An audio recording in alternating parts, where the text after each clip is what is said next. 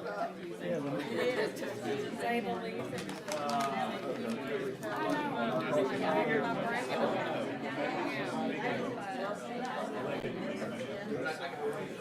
so Haley, I don't know if you had a chance to look at the map that he sent. I think that's all of the things that as far as verification. I look. Put the right data on there. Morning, how are you? Good, how are you? I'm well, thank you. So we're not trying to backtrack. We're never control. I've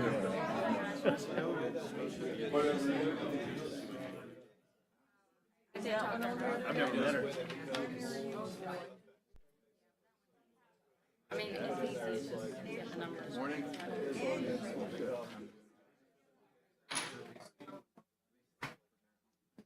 Supposedly no neighbors we talk to, that's good.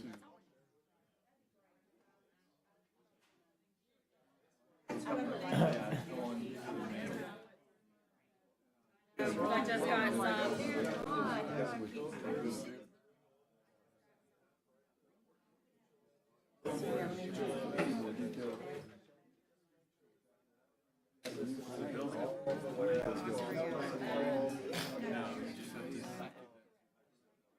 Hi, Gary.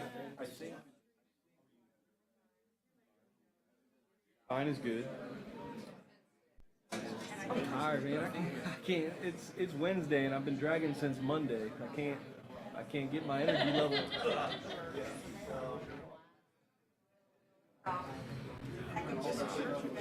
Yeah, I know.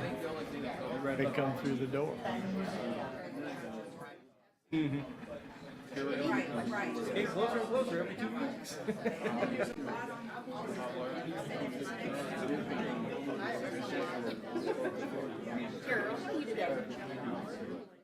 I know, this one, that's what this one is.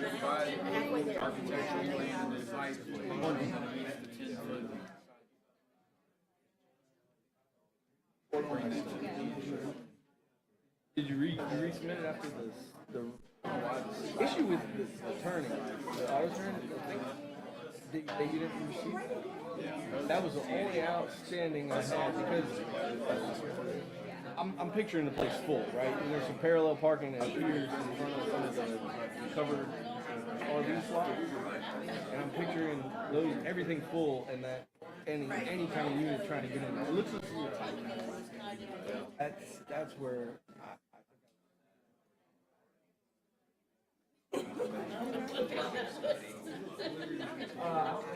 Parallel are based on what it says. You go at least practicality of it. Yeah.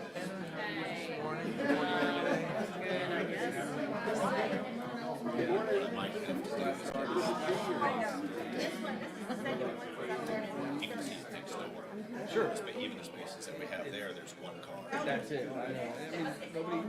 You don't bring a whole bunch of cars to a storage unit and park. You know. Right. Park by the door where you're. That's right. Yeah. So, Well, Good morning. public comment. I gave her all Thanks. that already. You need him back in case you gotta give him to somebody else? Okay, that was my only okay, concern. good deal. So obviously we haven't been getting any comments. You know, I know Crystal took over doing all of them. I wasn't doing the TRC reviews anymore. And she's got some family issues, so that may be why. But she did tell me yesterday that she was trying to finish them all up and get them over to you guys. I don't think I've gotten anything. Really? Well, I'll go back to the office and check on that and find out, because I know she has been working on them until recently. The only real issue, like the new Dollar General, because I made a comment that you're gonna have to provide to the health department. That's what we were hoping. Permit. Right. Where's it gonna be at in Mossy Head? Because we've already got a Dollar General there Same now. location. Right next to it, they're gonna abandon it. I'm still working with the forestry service to get the And little. that one's got a big giant septic system as it is. I think it's a lease issue. Okay. Abandon that building.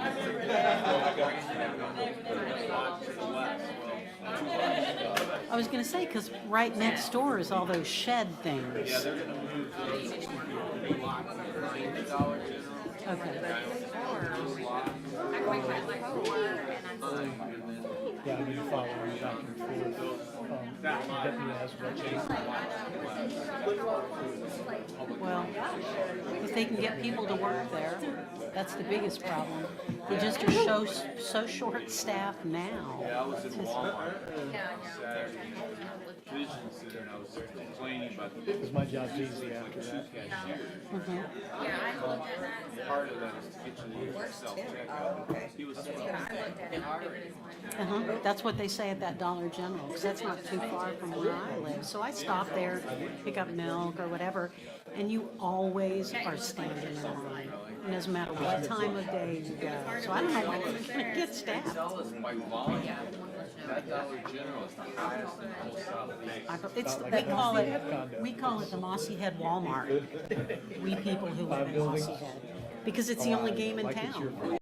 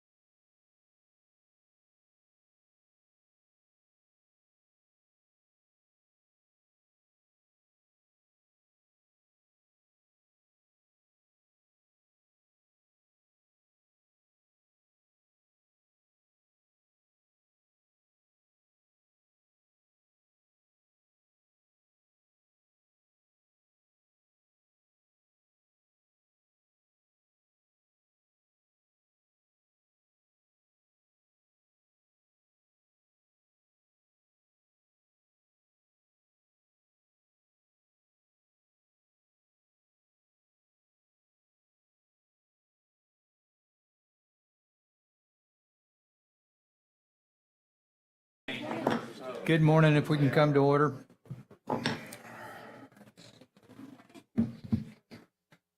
Thank you. I'd like to welcome everyone to the April 20, 2022 Walton County Technical Review Committee meeting. We have a fairly long agenda this morning. We're going to get through it as expeditiously as we can. I'd like to remind everyone that we are all neighbors here. And if we're not friends, I'd like to think we can all become friends. But one thing about our protocol here, this is a business meeting. It is not a public hearing. I expect people to be civil to one another and respectful. And if one of us wants to forget that, we have someone in the lobby that can help us with that. So I appreciate everyone's attention and your interest in Walton County this morning. And with that said, do we have any announcements this morning? Karen, Chrissy? There being none, we'll move right into project review. The first item this morning is the watercolor PUD amendment for beach ADA access. We have a request to continue to May 4, 2022 at 8:30 a.m. in this location. We'll entertain a motion of the dais. So moved. We have a motion. Do we have a second? Second. We have a motion and a second. All in favor, please say aye. Aye. Opposed likewise. Hearing none, this item is continued to the May 4th, 2022 TRC meeting. That moves us to item number 2, the Bishop Landing PUD. We have a request to continue this item to the May 4, 2022 TRC meeting. Can we have a motion of the dais? Second. We have a motion and a second. All in favor, please say aye. Aye. Any opposed likewise? Hearing none, this item is continued to May 4th, 2022 at 8:30 a.m. in this location. Item number 3, the Cypress Heights minor development application. We have a request to continue this item to May 18, 2022 at 8:30 a.m. in this location. Can we have a motion at the dais? So moved. Second. Motion and a second. All in favor, please say aye. Aye. Opposed likewise. Hearing none, this item is continued to the May 18, 2022 TRC meeting at 8:30 a.m. in this location. That moves us to item number 4 on the agenda, the Fairwinds RV Park. We have a request to continue this minor development to the May 18, 2022 TRC meeting at 8:30 a.m. in this location. Can we have a motion of the dais? So moved. We have a motion. Do we have a second? Second. Favor, please say aye. Aye. Opposed likewise. Hearing none, this item is continued to the May 18, 2022 meeting. And I think that is the list of our advertised continuances. We do have one other item this morning that I'm recommending a motion to continue. This is cottages at 393 South Townhomes to allow them to meet their public notice sign requirements. I'm going to recommend this be continued to the next TRC meeting so they have the opportunity to meet the sign posting requirements. Could we have a motion at the dais? So moved. Second. Motion and a second, and this is agenda item number 9, the cottages at 393 South Townhomes.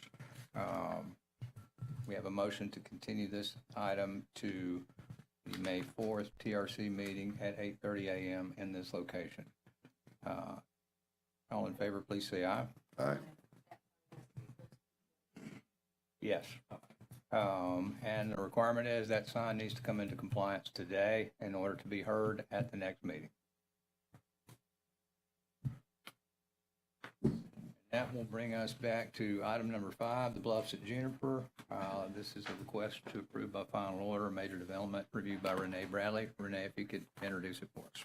Yes, sir. This is project number major 22000002. It's a major development application submitted by JP Engineering on behalf of Shivers Holdings LLC.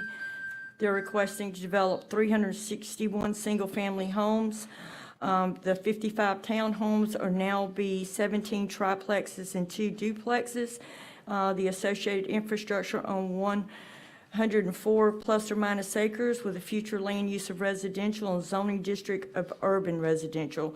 The property is in District 3 and is located 0.10 of a mile on the south side of Cat Island Road and is identified by the parcel IDs in your packet. And I would like to enter the staff report into the record, please. I so entered. We still have outstanding engineering comments, environmental comments, and planning comments. This project has added a new access point off of 83. And I would be glad to answer any questions for the committee.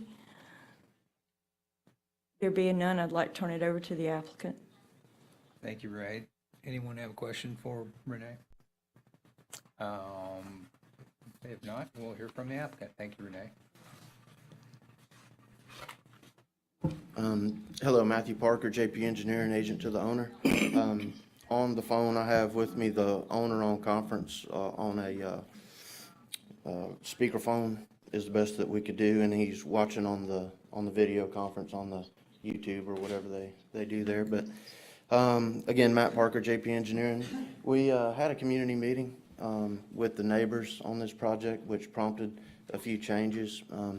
We've addressed and added some things, and I'd like to kind of tell you about those things and clarify some things that are going on to address a lot of their concerns. We're really proud of the project. I think that we've, the purpose is to deliver housing that people can afford, not necessarily with a label or going after density bonuses or any of that sort of thing, just market-driven affordability.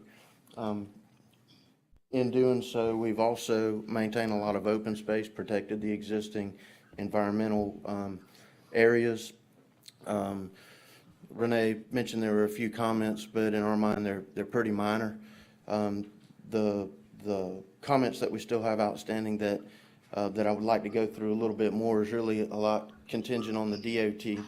So what we've done is we added a second connection.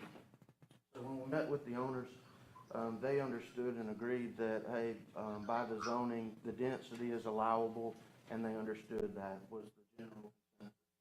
There was somebody that was a little concerned about the density, but the vast majority of the people, probably 50 or 60 people there at the meeting, and what they were mainly concerned about was traffic.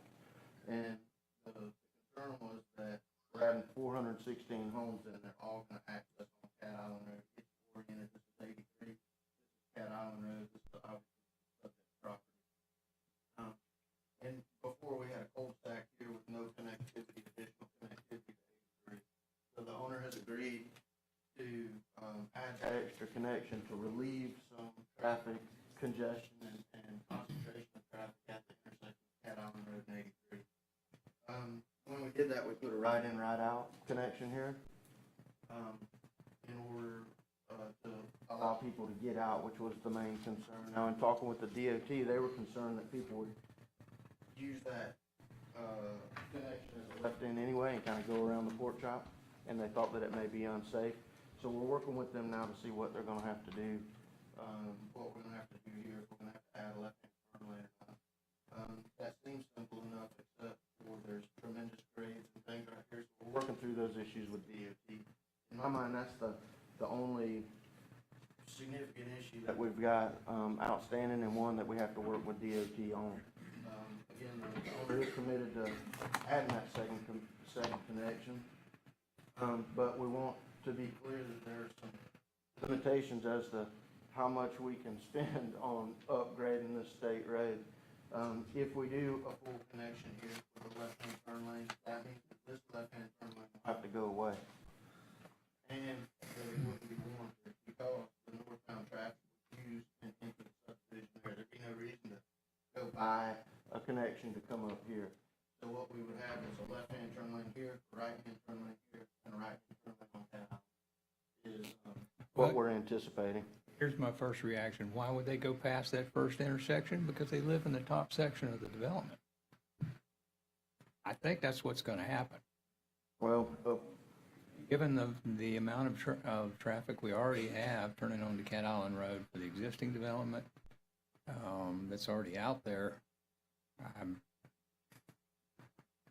not sure we can trade one for the other, but that's a DOT and a Public Works question.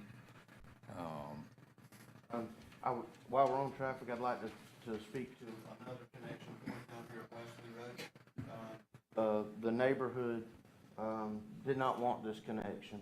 Now, from a life safety perspective, we need to have a minimum of 2 connections for the first phase. So what our plan was to connect here at Wesley Road, and then at such time as the second connection was made, we would gate this or remove this connection to work with neighbors, what their desires were. And I think that's a good trade-off. Now, we do have from Public Works a comment that this connection should remain, but that's conflicting with what the neighborhood and the homeowners that live there now want. So we're working with them on that. And maybe what the solution is to keep the connection, but gate it for emergency access only. And so, with that, I really, from a technical perspective, this is driven, what's going on 83 is driven by DOT. And so we would like approval subject to DOT's approval of how we're going to work our connections there. The southernmost connection to 83, is that shown as a phase 2 to be developed at some point in the future? Yes, sir. The second connection would be in phase 2, yes. How many lots in phase 1? 100.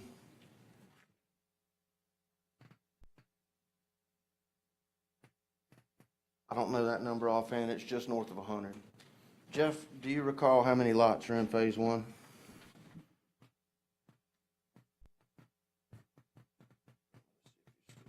Hey, Jeff? I lost him. The reason I asked the question, don't we have the 2 requirements once we bump 100 lots under the fire code? Yeah, thank you, Jeff. 117. Sir? Don't we have a 2 means of egress requirement once we hit 100 lots? Yes, sir, that's correct, and that's what the Wesley Road connection would be. So the Wesley Road connection would be in phase 1. We would do a gravel drive to connect to the asphalt roads there that would be designed sufficient to hold up a fire truck until such time as the second connection would be done.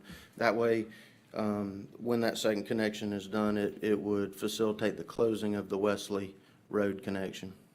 But the Wesley Road connection is shown in phase 2 on what I'm looking at.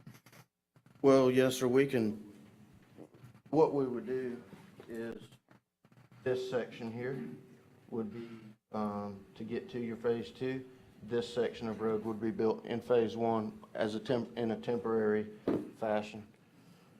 So we would have a gravel access here for emergency access, which is what drives the 2 connections. These would all be permanent roads, and then such time as this was connected, then we would gate or shut down or remove Wesley Road, depending on how that falls out.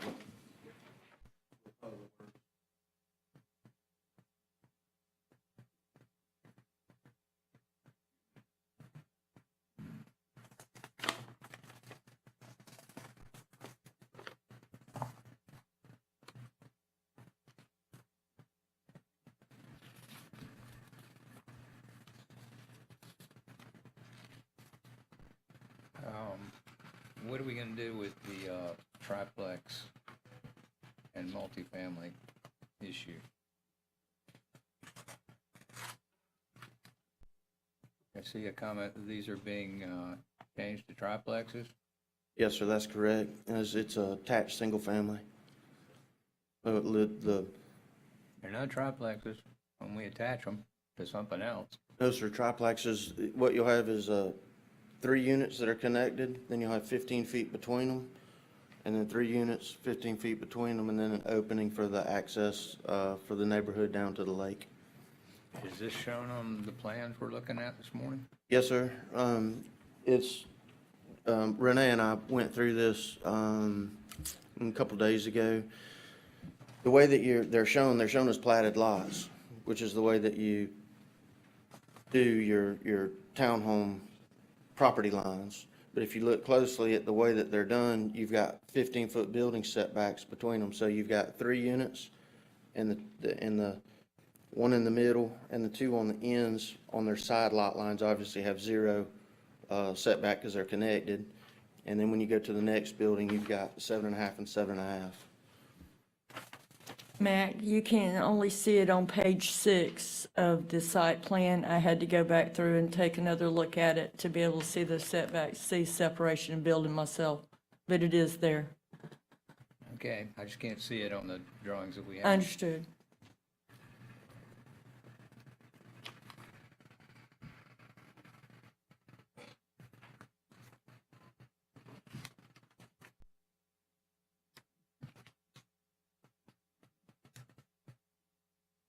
Staff report indicates we have a resubmittal on April 11th.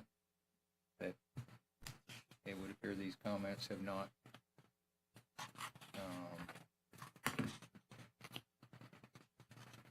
we still have comments, but some of these may be resolved with the April 11th submittal. Yes, sir.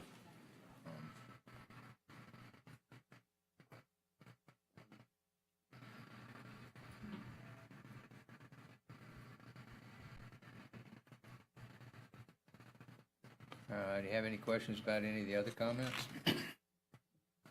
On the 911 addressing, we uploaded a road name exhibit after we achieved, approval, from 911 from Mr. Betts. I've got the email where he approved that, and then here with me, I've got a copy of the road name exhibit, that was uploaded to the portal. So I think that covers that, project. Some of the environmental, the 10-foot buffer adjacent to Cat Island Road, that's no problem. We've got a 10-foot buffer down on the south side that's not required, so we can accommodate that, no problem. Obviously, that we went through in detail on the DOT, on the sidewalk required along 83, that's no problem. We already had a sidewalk designed up there. Now, we put the sidewalk in front of our property only.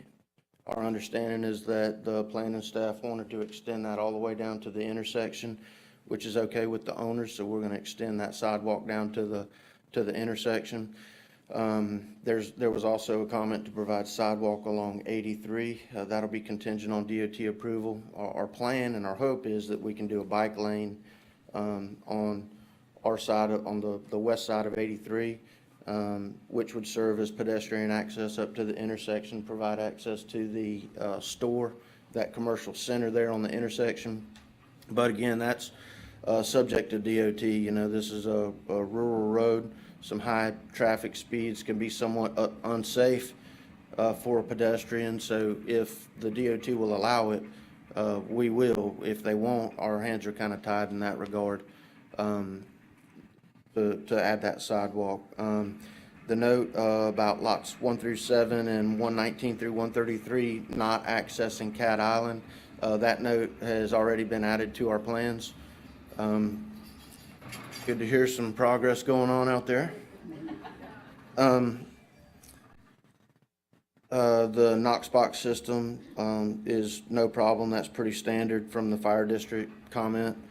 On the gated roads. Let me see. Now, I do have a question about, for Public Works, that they requested that the Wesley connection tie-in should remain after the direct connection to 83. Now, that conflicts with what the neighborhood and the neighbors wanted. And so, my compromise there is to put a gate on that so that you can't leave the subdivision to Wesley Road unless it's an emergency situation. So, or if Public Works feels that it's okay to have the two connections, then we would remove that to accommodate the comments of the neighbors and, you know, and be good neighbors in that regard. That's pretty minor, you know, to be able to do that. All of the comments on the engineering comments have been addressed in our response letter and in our revised plans. On the special flood zone A, where we're crossing right here, where she's talking about is right here. There's just a little clip of unnumbered A zone right here. So we're just gonna bump that around that and stay out of it. That's easy.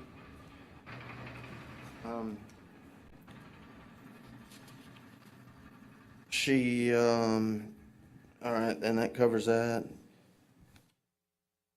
And then the environmental also mentioned that we were grading into a buffer, but that's not the case. We don't have any place that we're grading into a secondary buffer or a vegetative natural buffer.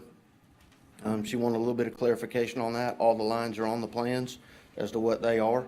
So the secondary wetland buffer and the vegetative natural buffer is labeled, and in my mind it was clear on the plans, but She wanted some different hatching or something, but the line is there and those areas are being protected. They're untouched with no grading in them, so I don't see that those environmental comments they've already been addressed.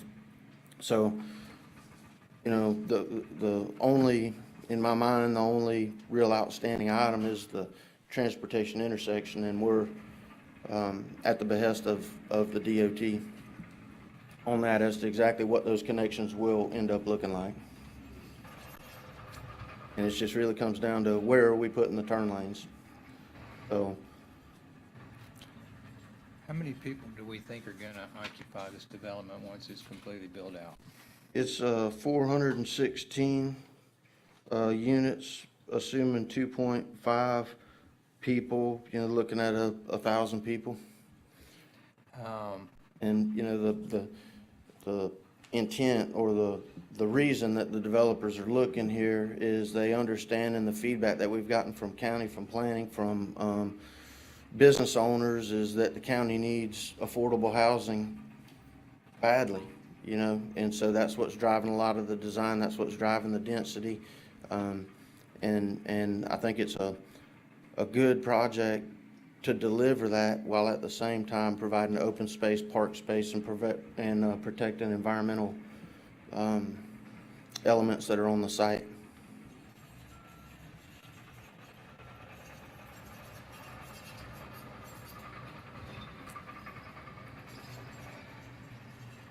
If we're going to put 1,000 people here, we need some pretty robust pedestrian facilities. I think a sidewalk connection needs to be made to the commercial area there. Whether DOT allows that or not, I think we're going to have to require it. Okay. And I think they will when they realize that this is urban residential. Yes, sir. If the DOT doesn't allow it, what that means is that sidewalk, if it's a requirement, would have to cross someone else's property. You know, Or we buy it out. if we're not able to put it in the right of way, the only way to get there is crossing someone else's private property. And I have no idea if they would. And I think that's a challenge to get an easement from a private property owner that may be interested in having pedestrian access channeled on a sidewalk as opposed to cutting directly through that lot to the store. I know how people walk, and if there's not a wet place for them to walk, they're going to take the closest path, which means there's going to be a cattle path from the corner of your property up there on Cat Island Road, straight over to the store. It's just gonna happen. Yes, sir. And I can't take this to the BCC and recommend that we don't require pedestrian improvements to support 1,000 people moving into one area. And I appreciate the idea that this is proposed to be somewhat affordable, but this isn't qualifying as an affordable housing development. And there are no controls being put in place to maintain affordability. So once these houses are sold once, one company could come in and buy them all and put them on a rental program. Or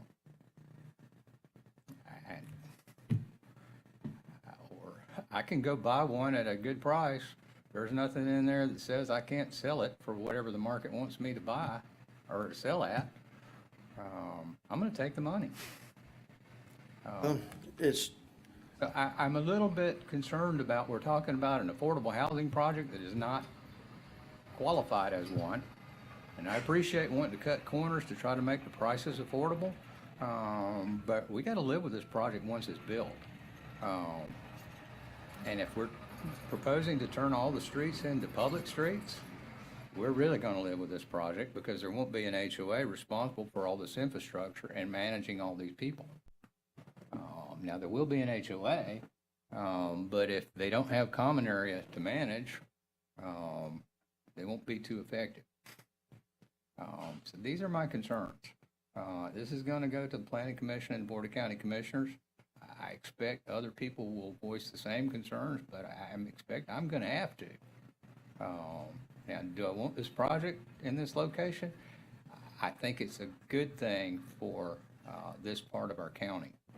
It does provide additional supply, which helps manage the cost of housing, and we are way short of supply, as everyone knows.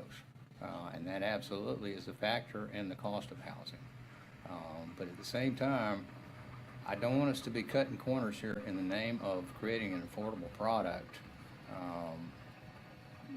where the county wounds up paying for the affordability later on. Sir, I would take exception to the statement that we cut corners. The project meets the code, and we're going above and beyond and listening to the neighbors and adding a secondary connection at tremendous expense for safety and to address the neighbors' concerns. We've, again, protected a lot of the environmental aspects of the project and agreed to add additional sidewalks beyond the limits of our property at the request of the planning department. But there's certain property ownership limitations as to what we can do on the other side to hold this project. I hate to say the word, hold this project up based on something that we may or may not be able to control is, I think, unreasonable. And we've committed to provide pedestrian access if it is allowable in the DOT right-of-way, which we can control and work with them. We can't control or have any idea what a adjacent private property owner will do. We understand pedestrian access and are going above and beyond, even beyond code limitations to help facilitate that in adding additional sidewalk controls. As to the affordability in the market, I think that that's up to the developer and the home builders. They're putting tremendous capital into this project. They've already purchased the property, and I think that that's their decision to make. And I appreciate that. But the sidewalks are important, whether DOT allows them or not. I think we still need to request that the developer provide them or provide the cost of them. Whether they can be constructed currently or not. This is a location where the county's going to be asked to pay for sidewalks. And in the context of the board's policy to provide pedestrian facilities at every opportunity, especially where the county's going to be required to put them in the future as a result of what's being proposed here, this absolutely is the classic case for the developer paying for the sidewalks. Yes, sir. I think that the developers would be willing to work with you on that. What we don't want to do is have a condition of approval that we can't control based on somebody else. If we're talking about some contributions or some other ways, and the DOT very well may allow us to put that bike lane in, and then we would connect with some sidewalks, and that problem is solved. So. I agree. I think it can be worked out. Yes, sir. I just wanted to make sure that the applicant understands how important we believe the sidewalk facilities are. Yes, sir, I understand. And they do too. Did you have any other questions about any of the other comments? No, sir, I don't believe so. I think we covered them.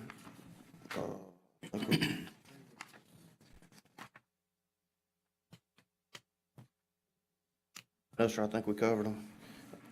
Okay, we'll take just a moment to invite any technical questions or comments from any member of the public.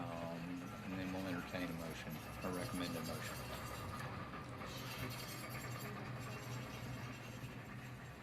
Yep. I'll move it a little closer. I'm sorry. Anyone in our audience this morning have a technical question or regarding compliance with comprehensive plan or land development code about this particular application? Yes, ma'am. If you could come to the podium and state your name and spell your last name for the record, please. My name is Teresa Kemp, K-E-M-P, and I'm a resident that lives on Wesley Road. And first, I would like to thank the developer for taking into consideration the comments from the neighborhood. I have been asked to speak on behalf of several people from there, and there's really only two things that I think are pertinent to say. One is there are still concerns about density, and the fact that if it is affordable housing, that you could end up with a lot of people in there that may or may not appreciate the value of that area. The second has to do with the Wesley connection. That road was developed by the county as a dead-end road that led to a piece of property with only 11 residents on that road from the time that it leaves Squirrel. If you put additional 1,000 people in there, they're looking at 826 parking spaces, I believe it was. If even a third of those begin to use that road, Wesley Road will need significant work. It was never developed to handle that amount of traffic. And we already have water washing problems there. Additional traffic could cause some erosion of the road and additional problems there. So that is our concern. Again, I do want to thank the developer for working with us and hearing what we said. My major concern is that we keep both entrances on 83. I think that's critical to be able to accommodate the traffic there. Yes, ma'am, thank you. Anyone else have a technical question? Yes, sir, at the back.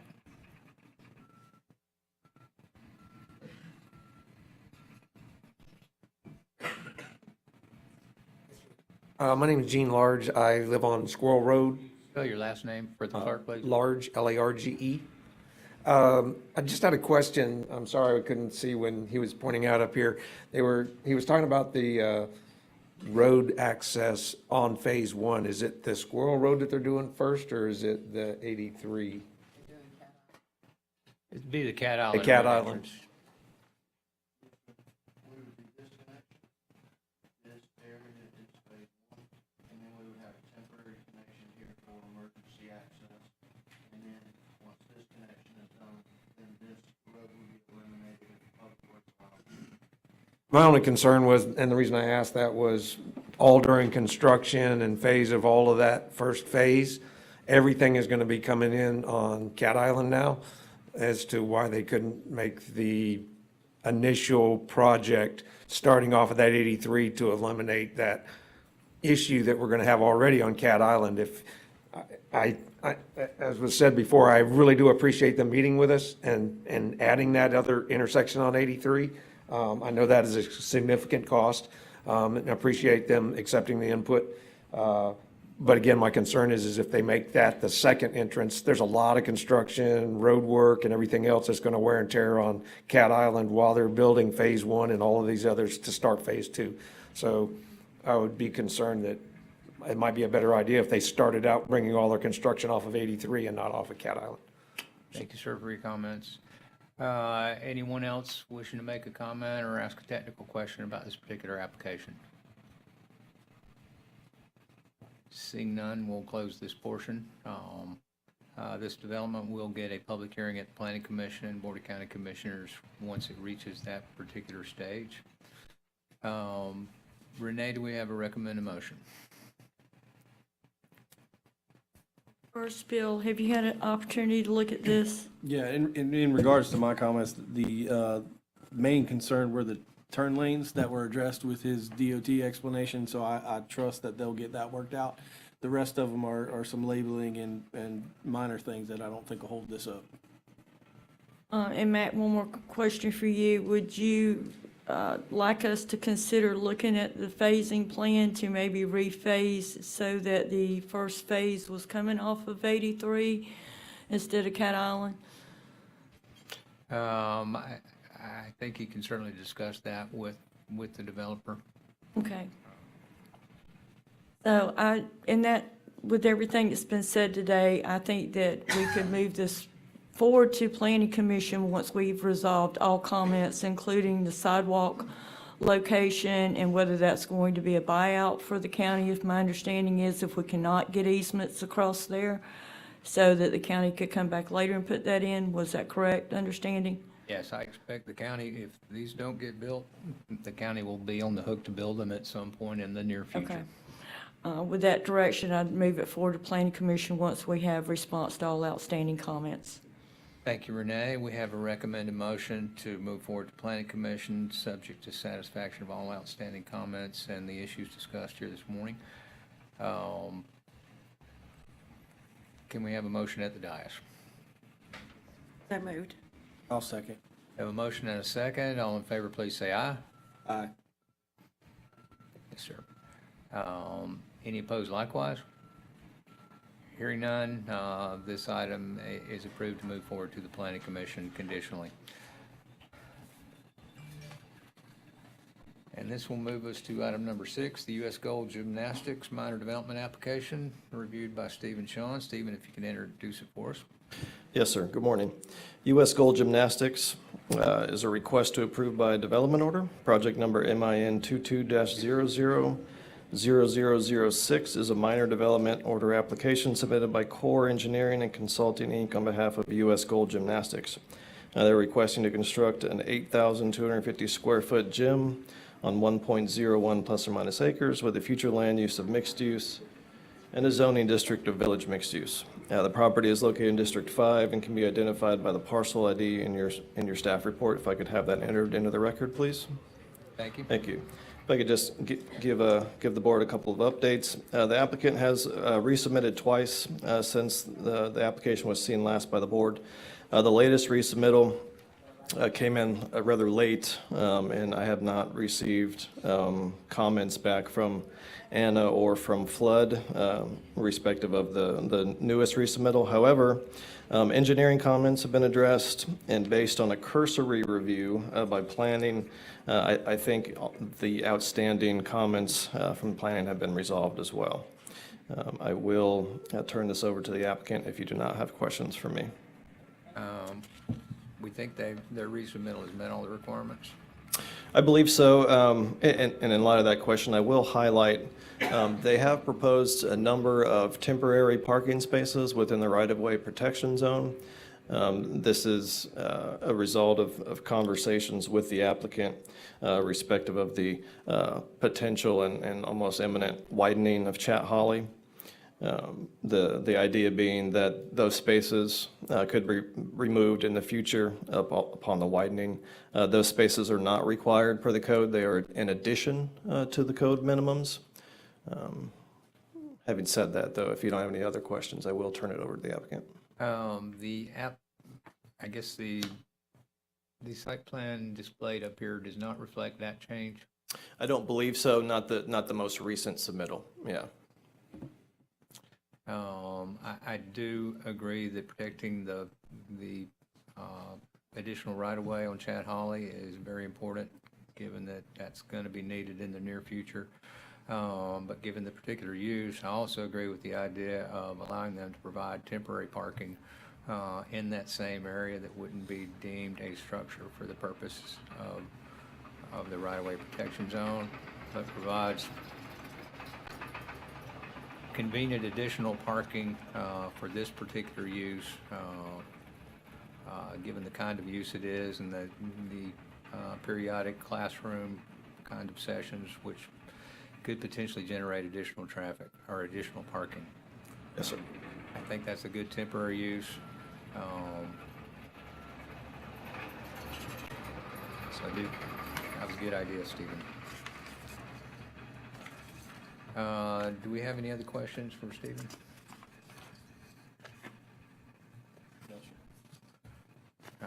Thank you, Stephen. We'll take a moment and hear from the applicant.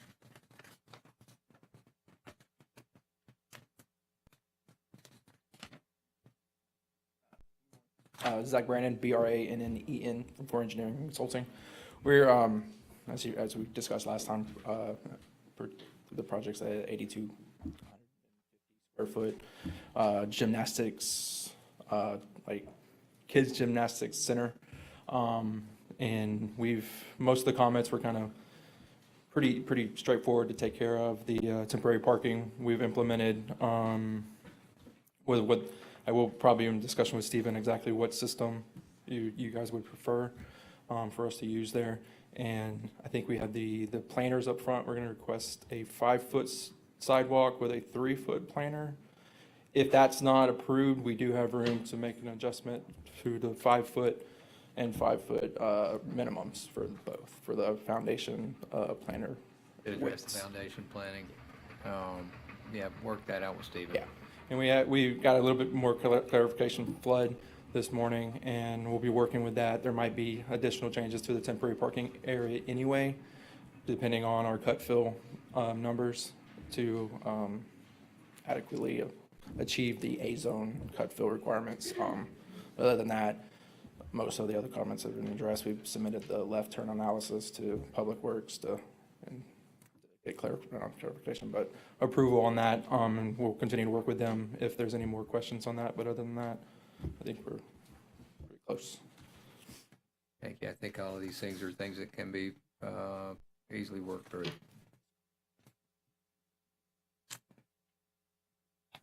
Any other questions on any of the comments?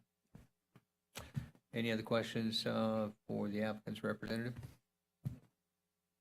We'll take just a moment and see if we have anyone from the public who'd like to speak on this particular item. Anyone from the public have a question about this particular item? Yes, ma'am. If you'd come to the podium and thank you. State your name and spell your last name for the record, please.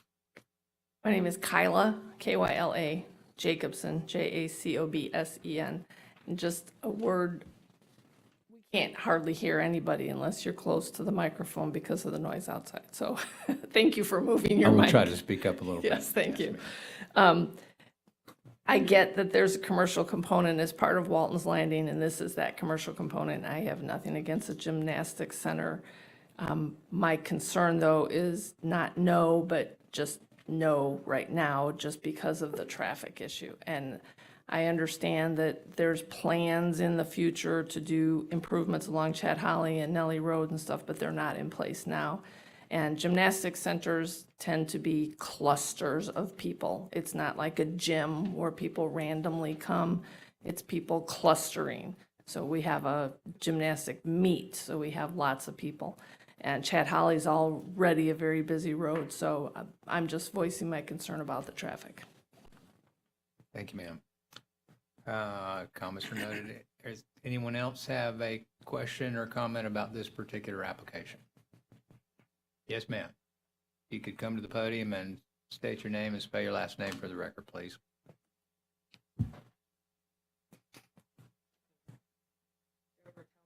OWNSEND. I agree with Kyla. It's a lot of problems in gymnastics. I'm a gymnastic grandma, and I know how the parking and everything goes haywire when they try to get into and out of those places. That's just that one entrance coming and going usually it's right after everybody's work day or school day for the kids. And so that's going to be a big cluster. Like she's saying, it's not a meet so much, but it's a cluster every day at certain hours. And that needs to have some kind of a traffic something. I don't know. I'm not a specialist in that area. But I think that needs to be considered, and the structure needs to be in place before you actually have it happening. You can't just open that place and not have it. It just doesn't make any sense to anybody. For the gymnastic place either. It just is not helpful. Thank you, ma'am. You want to speak to any transportation improvements? Well, I mean, I kind of agree with the circulation. I believe the driveway spacing requirements based on the speed limit here hinder the ability to access Chat Holly directly. It may be something that Public Works can consider, possibly looking at a right in, right out type situation with that limited driveway spacing. But the reason we're not requiring it is because they can't meet it and they have access off of Nellie.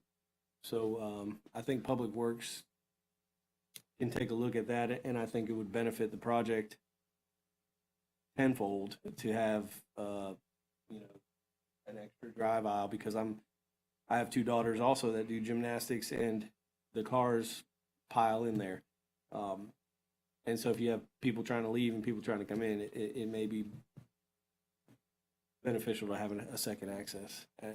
And I know that's more of a personal opinion, but. Is that in your comments anywhere? It is not, sir. It is not. Public Works usually looks at the access points.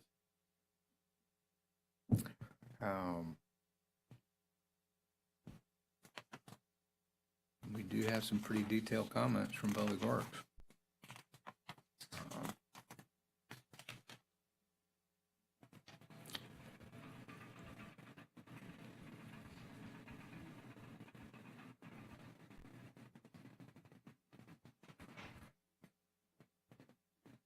I could speak to the entrances. According to the development order, the major development order, 19-000017 for Walton's Landing. The future commercial site, as shown on the development plans, will have only one access point off of Nellie Drive, and that access point will be located at the northern limit of the commercial site. No access point off of Chad Holly will be allowed. On the first submittal, we did propose the double access, but And that was their comment to remove that, so, I think the access is addressed according to, direction from Public Works. And as with most developments, if there's a lower order street that can provide access, rather than another access point on, a major collector, that has been my experience as to what Public Works has recommended. And I would have to concur with that. We're showing right-hand turn lane southbound on Nellie Drive.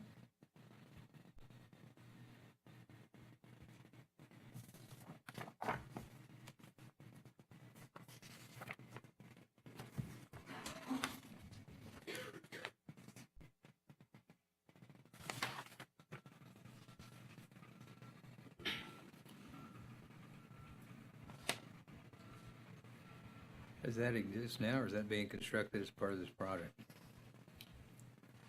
they're going to provide. So they're providing a turn lane. And as such, we would expect the turn lane to be constructed prior to certificate of completion of the building and the development's ability to open. So we do expect those improvements to be in place prior to there being any traffic for this particular use.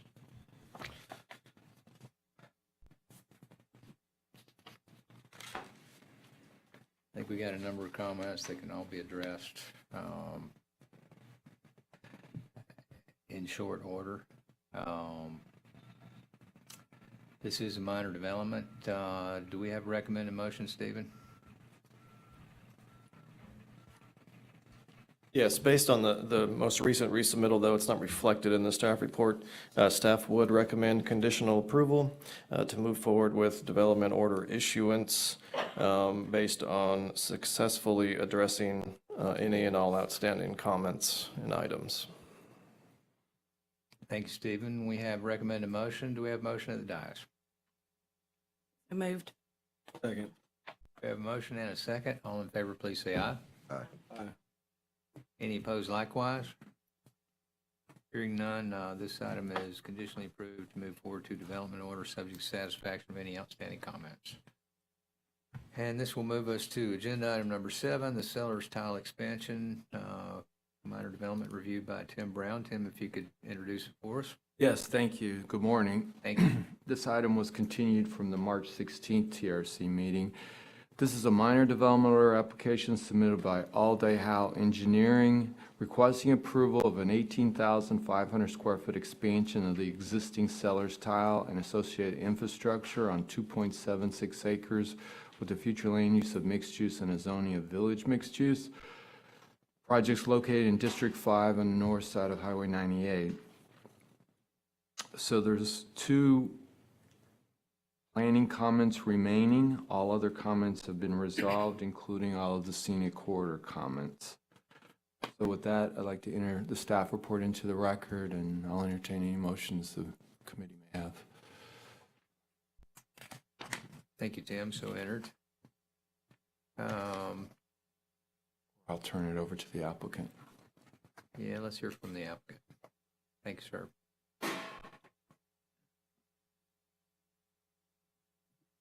There, I'm John Feeney, last name's Feeney, with All Day Howe Engineering. And I thought we had all the comments addressed. What? Well, I haven't had a chance to review the surveys. I know you uploaded them, but I haven't reviewed them We yet. uploaded surveys with, that are within a year and have the title work information included, so that should address everything.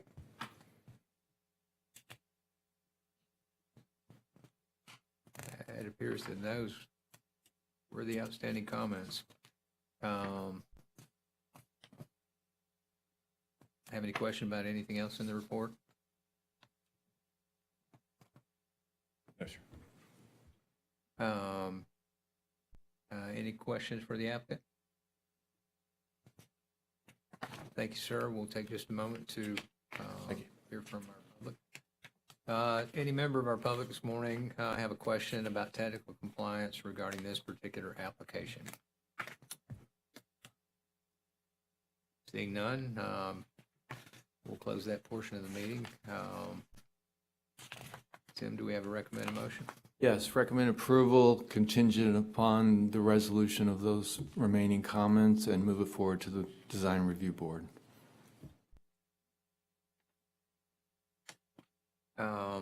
Thank you, sir. I noticed there is one, well, actually, a couple of things still outstanding for DRB. The rooftop screening and the color selections. Yeah, they've resolved those, but it was after this went. Thanks, sir. We have recommended motion to conditionally move this to development order, subject to satisfaction of all outstanding comments. Can we have a motion at the dais? So moved. Second. We have a motion and a second. All in favor, please say aye. Aye. Any opposed likewise? Hearing none, this item is conditionally approved to move forward to the development or excuse me, to the Design Review Board for the next step in the review process. And that will move us to item number 8, Del Taco, minor development application, also reviewed by Tim Brown. Tim, if you could introduce this one for us. Yes, thank you. This is a minor developmental application submitted by Southeastern Consulting Engineers requesting approval to develop a 2,313 square foot restaurant and associated infrastructure on 0.98 acres with a future land use of mixed use and a zoning of village mixed use. Property is located in District 5 on the north side of Highway 98, right next to the existing Burger King. All comments for this project have been resolved, including the scenic corridor comments. So with that, I'd like to enter the staff report into the record and turn it over to the applicant. So entered. Thank you, sir.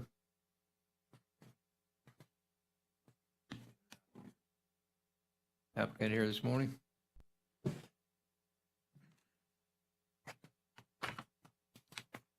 Hi, my name is Jonathan Barwick, and that's spelled B-A-R-W-I-C-K, here representing Southeastern Consulting Engineers. As you heard from Tim, I think we've addressed all the county's requirements. They were all addressed by April 11th, and we're just requesting approval. Thanks, sir. No other questions?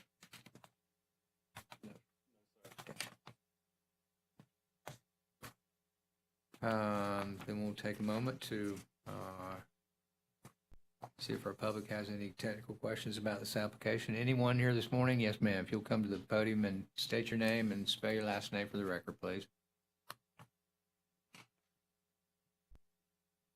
Good morning. I'm Trish Leclerc, Leclere. Thank you for allowing me to speak this morning regarding the proposed Del Taco on the corner of US 98 and Church Street. I am here to speak on behalf of my neighborhood, Church Street Village.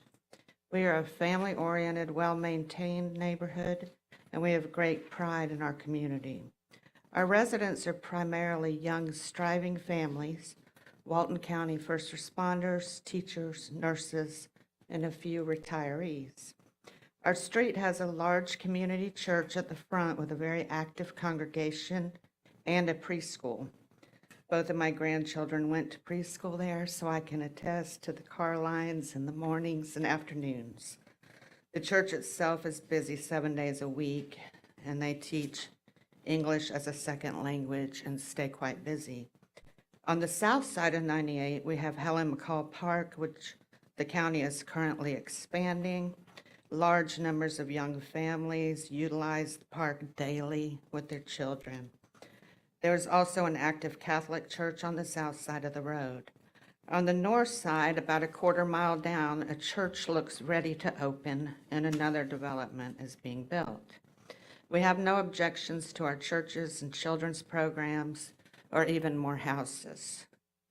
We object to a brightly lit drive-through that we feel is incompatible with our families, churches, and children's programs.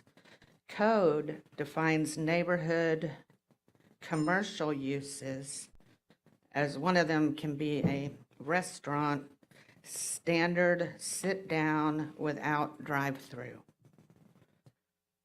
We have a terribly dangerous, non-signalized intersection that is regularly full of cars trying to either enter the community or exit the community or enter and exit what will be a regional ballpark. We also have heavy trucks utilizing the intersection to get from 98 to 331. I am personally afraid to even use the intersection.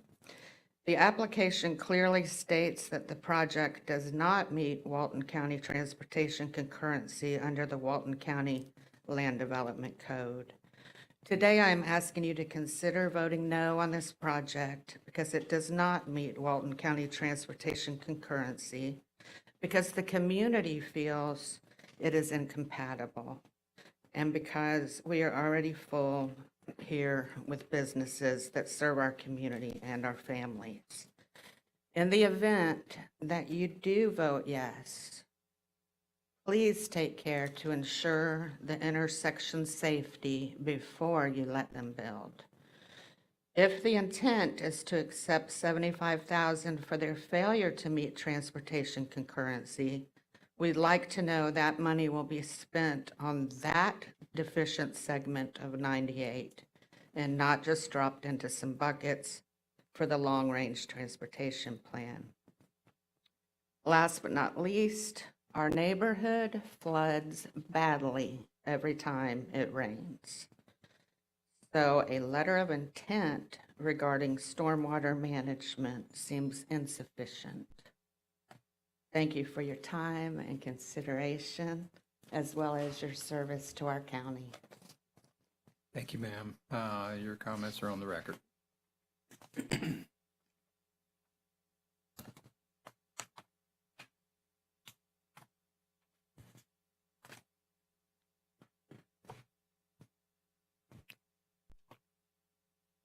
This particular application has met at least the minimum requirements of the Land Development Code to move forward for its the next consideration, which will be the Design Review Board.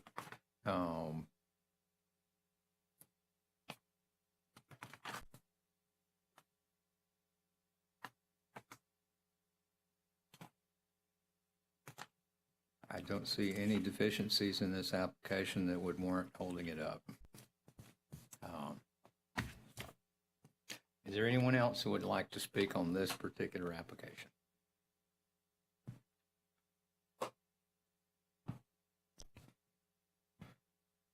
Good morning, Barbara Morano, Morano. Mr. Carpenter, I just had a question about drive up, drive through. Where I don't quite see that under general commercial or neighborhood commercial uses.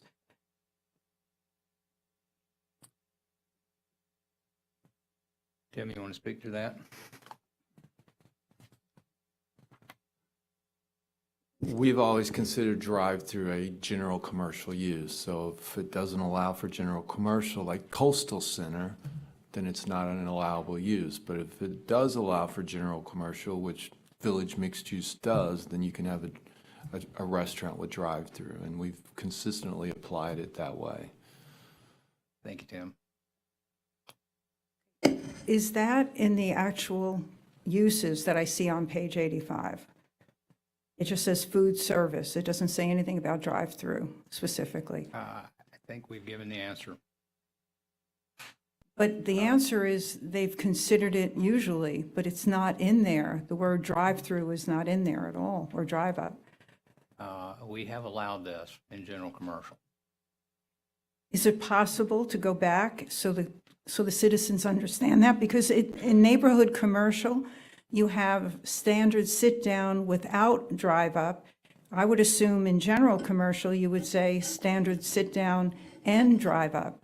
I know it's minor, but it isn't minor to the people who live there. And Allowed one right next door. There's a Burger King. I know, right and next door. unfortunately, that neighborhood was not here, but because one was done doesn't, I'm not saying deny it at this point, I understand, but what I'm asking is if that wording could be put in general commercial, or to be considered. We could consider adding some additional language in there to clarify that. All right, I appreciate that. Thank you. Anyone else have a question? Yes, ma'am.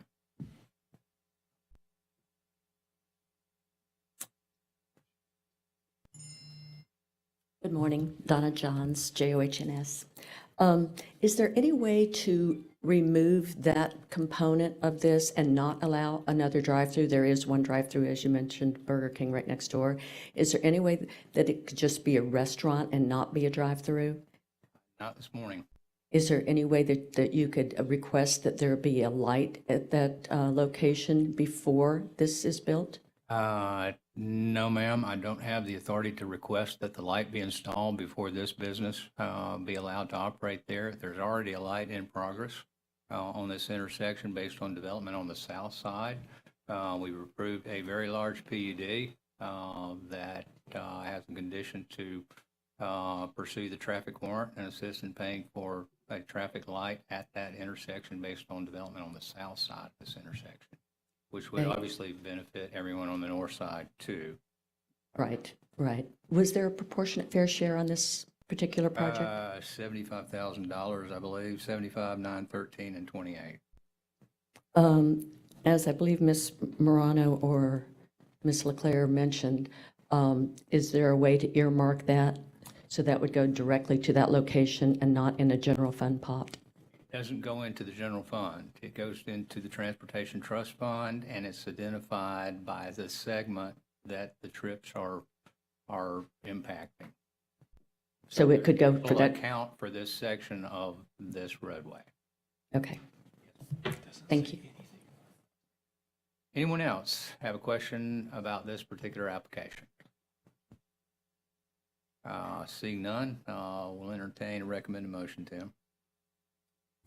Yes, recommend approval of the project and move it forward to the Design Review Board. We have a recommended motion. Do we have a motion of the dais? So moved. Second. Motion and a second. All in favor, please say aye. Aye. Any opposed likewise? Hearing none, this item is conditionally approved to move forward to the board review step. And that moves us to, well, we've already addressed item number 9 and continued that for 2 weeks. Item number 10, the Destin Land Connection, minor development reviewed by Kelly Schultz. Kelly, if you could introduce it for us. Yes, sir. This is a request approved by development order. The project number is MIN 21-000044. It is a minor development order application submitted by David Forstrom on behalf of the Destin Land Connection LLC, requesting to develop, it's actually 8 single-family lots instead of 9, on 1.25 acres with a future land use of residential and a zoning district of neighborhood infill. The property is in District 4, located north of Scenic Gulf Drive at the corner of South Payne Street and Payne Street. It's identified by the parcel number in your packet. I'd like to request the staff report please be entered into the record. So entered. Thank you. You're welcome. We have outstanding comments from Dewberry, from County Engineering, and from Planning. One important fact is to look at the request for a sidewalk buyout,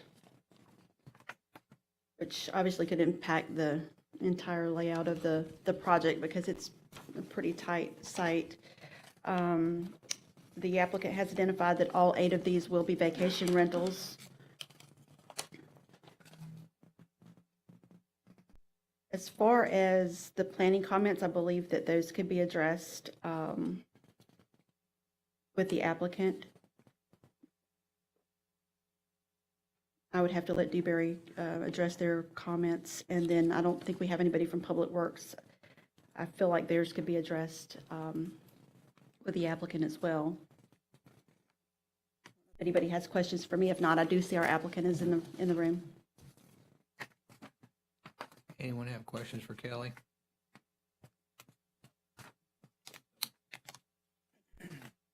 Would you like to enter the staff report into the record? Yes, sir.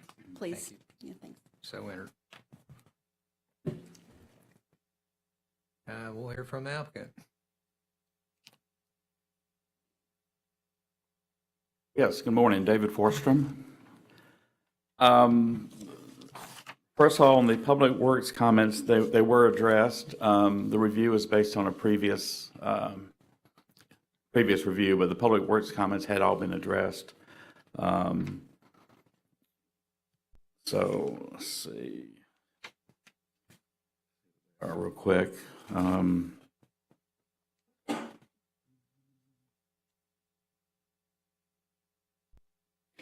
And as far as the engineering comments, a couple things. Some of it is minor, like make sure the easement continues. On the elevation of the pond, the top elevation is 19. Maybe where the number was, it couldn't be seen clear enough, Bill, but I do have a top elevation of 19 on the pond, which exceeds the 18.78 feet, and it's for the 100-year storm.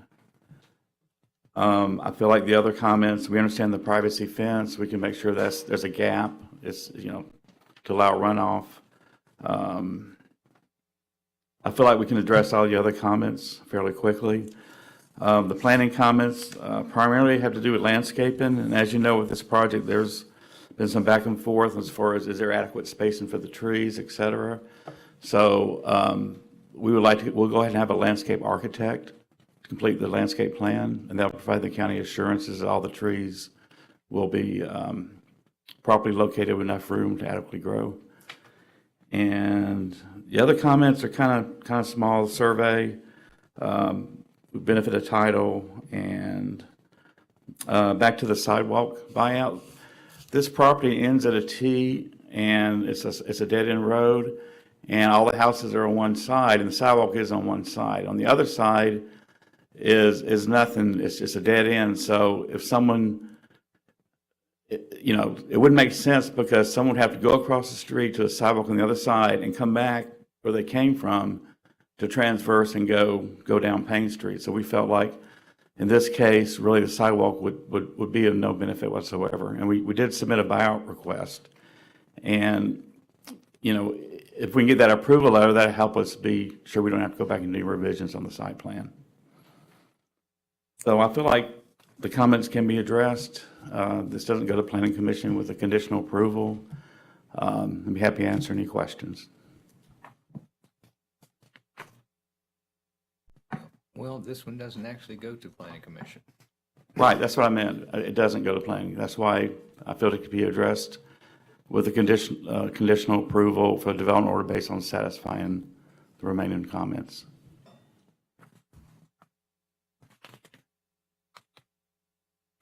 And do we believe that the proposed development is going to meet all the requirements of compatibility in the neighborhood infill section of the code?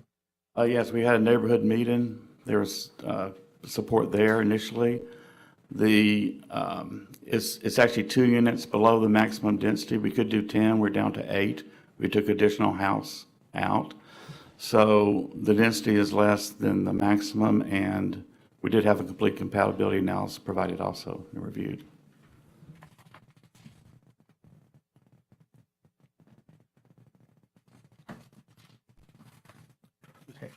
Have you looked at the proposed short-term rental regulations? Yes, sir.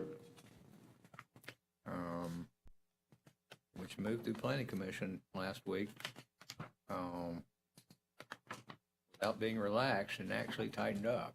Yes, I was there for the extensive discussion.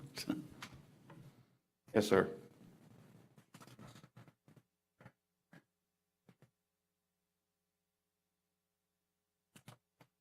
you believe what is proposed here is going to be consistent with those regulations? Yes, sir.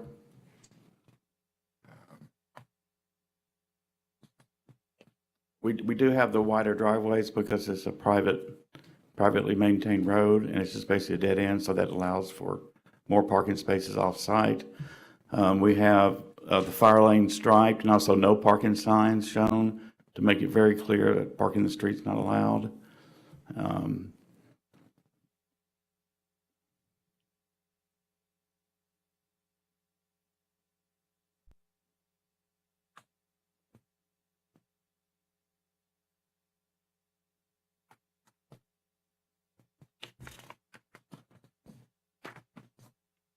And again, we did remove one house.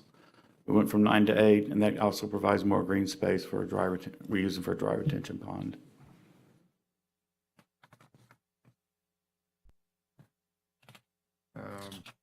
I would just caution you to make sure that your applicant is very familiar with what's moving to the Board of County Commissioners in the short-term rental regulations. Yes, yes. Because this will not be grandfathered. Yes, we understand that. Yes, sir. So this is sort of the red flag notice of what's coming. Right, right. And I discussed with him the meeting I was at last week what was proposed, so they understand. Mr. Chair. Yes, sir.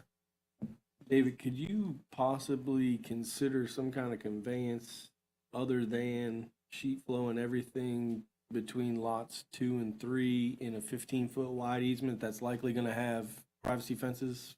Absolutely. We can do a structure and a mitered in section there.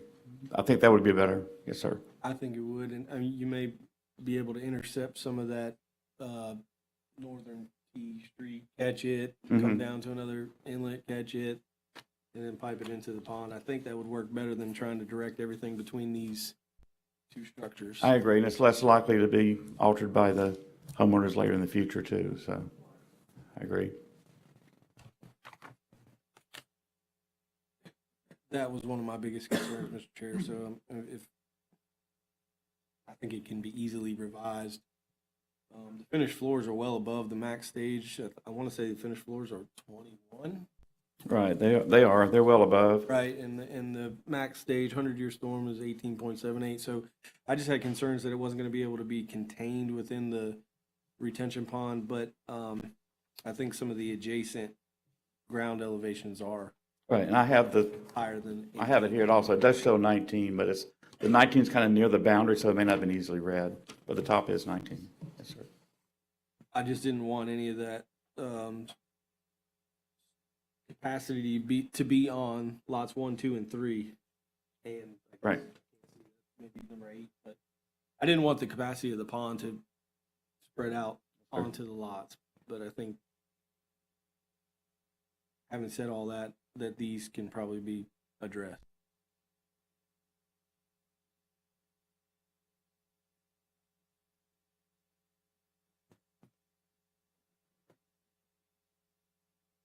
Why are the parking areas between lots and 7 and 8 connected?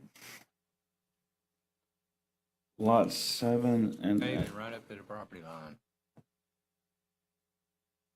At the top of the plat. I guess it's 7 and 8. It is. I had a comment about it. On the,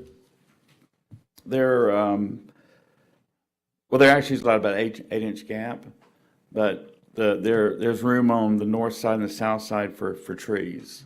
So if you recall, the other ones were also like that. The first floor going up, there's concern about the tightness for the tree.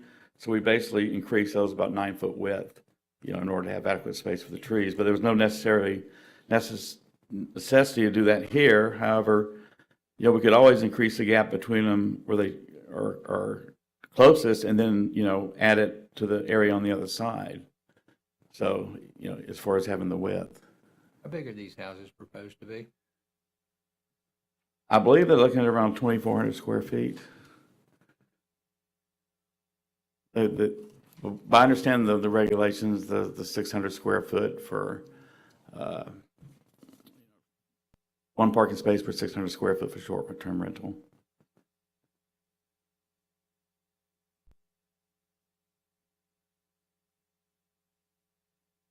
Do we have any other diagram that shows parking in more detail? Or is this what we got? Well, all the parking is, it shows the width of the driveways. They're 36 feet, so they allow 4 parking spaces, 9 foot wide. We don't have anything that actually shows the parking spaces dimensioned? I think I had it on the initial submittal, 9 by 20, but I do have the width of each driveway, which is 36 feet, and the depth of 20. And the development across the street only had 20-foot wide driveways. So I think they can only hold 2 cars. So we can hold 4 cars there at 9 foot by 20 foot dimensions. I can certainly add that to the plan showing the actual individual parking spaces. I think we need to show the parking so we can show that it can actually. I can do that. I can add 9 by 20 on each of the driveways to show that each will have at least 4 parking spaces.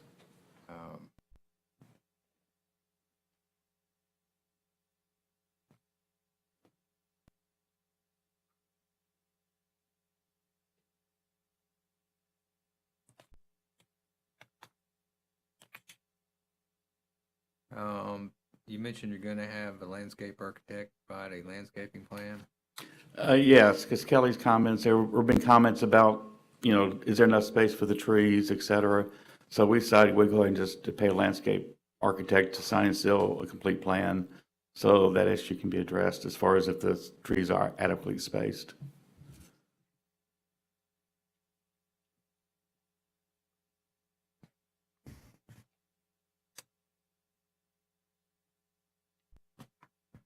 Well, since we don't have that landscape plan today,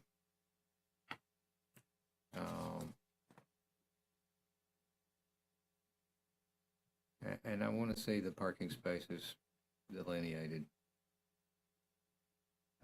I just, given what we got coming with the short-term rental ordinance.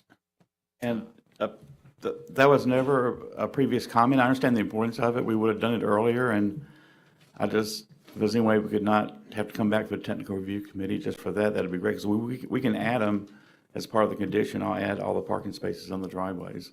But this is the first time we'd heard of it, and I agree it's a good idea. Well, it's what we normally require. You did mention the parking spaces, so we know that they're standard spaces. Yes, sometimes we will show 1, but on residential, sometimes I just show the dimension of the driveway. And you'll know if it's 20 feet wide, you can have 2 spaces. That one's a little more easy to identify when we're using a 20-foot wide driveway. Yes, sir. Our front of the lot, it's not as easy for me. Sorry, I'm old and I can't see as well. No, I think clear is always better, and I'm willing to do that. I mean, this is a very easy fix, just to add those to the driveways, add the dimensions on every one of them, showing the 9 by 20, and also a number. This is 9 by 20, and the number 4. I can do all that. Let's do that. Let's see the landscaping plan, because I want to see where the trees are going to go. Yes, sir. That's important.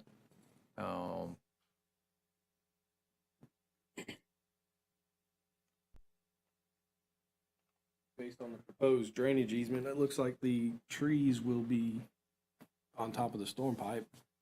And then typically your utility connections are on the lot lines, so those trees need to be shown to where they're not conflicting with the water and sewer service to each lot. Yes. And so it's important to see where those trees are. And a quick question on the trees. The street trees, can they go on the other side, or do you have to go on the side with the houses? I've seen some developments where they have street trees, adjacent to the neighborhood on the other side. If we put them there, then we wouldn't have the conflicts, or it'd be easier to work with, but,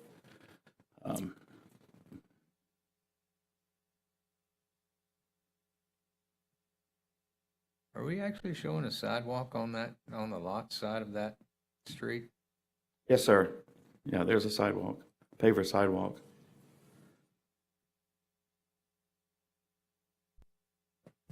And then the one in the right of way along Payne Street is concrete.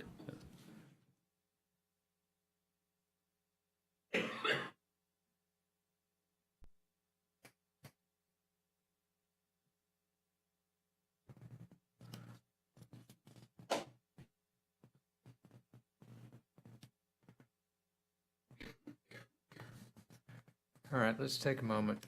Thank you, David. Let's take a moment and then Sure. find any questions from any member of the Okay. public this morning. Thank you. Thanks, sir.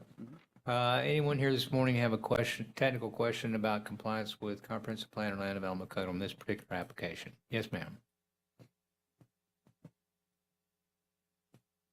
Hi, Donna Johns, JOHNS.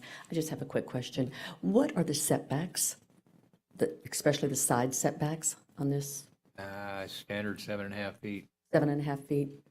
Okay, good. 20 Thank in you. the front, 15 in the rear. Okay, okay, perfect. Thank you.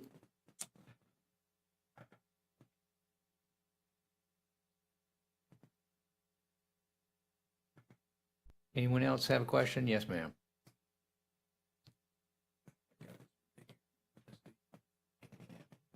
I appreciate all your questions, Mr. Carpenter, and since this is a minor development order and there are so many questions, I would, in my opinion, like it to be continued.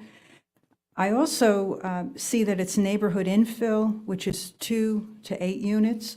So the developer said they cut it back from 9. Well, they were never really allowed 9. So am I correct on that, on the number of units?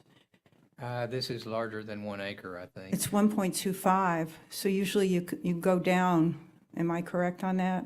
And you keep it at 8? But a quarter acre equates to 2 units at 8 units per acre. So gross density maximum would have been 10 on this. All right. The one lot, this is a redevelopment of a previous park model RV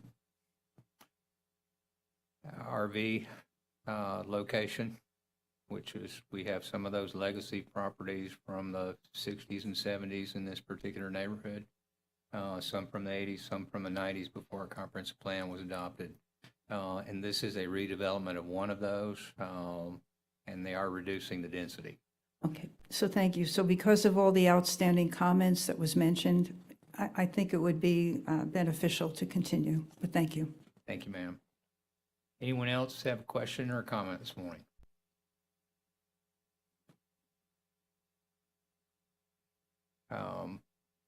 Because we're still looking for a landscape plan, and I have questions about parking and just concerns about this being a short-term rental community and being consistent with what's being proposed. I'm going to recommend we continue this one last time to the very next TRC. But given that this has, if we can't meet the requirements and satisfy all the comments by next meeting, I'm going to recommend that we deny this project, because we've been here a long, long time. So let's see if we can get this one finished off. I'm going to recommend we continue this item, subject to resubmittal, to the very next TRC meeting, which is May 4th. May 4th, 2022 at 8:30 a.m. in this location. Could we have a motion of the dais? Motion to continue. Second. Motion and a second. All in favor, please say aye. Aye. Any opposed likewise? Hearing none, this item will be continued to the very next TRC meeting on May 4th. Thank you, David. Thank you, Kelly.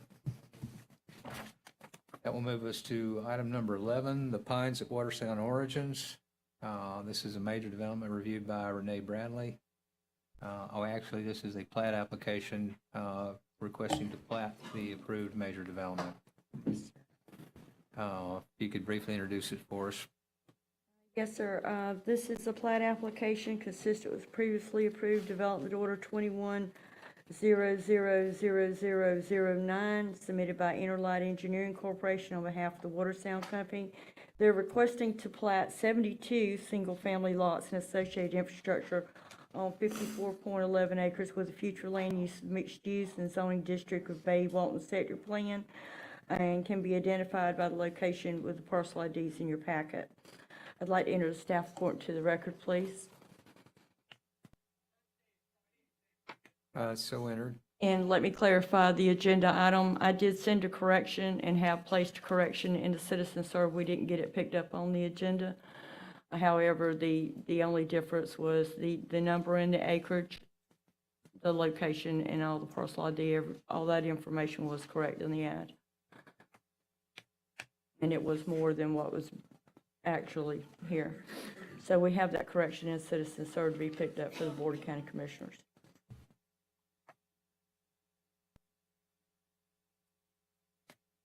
Staff report's correct.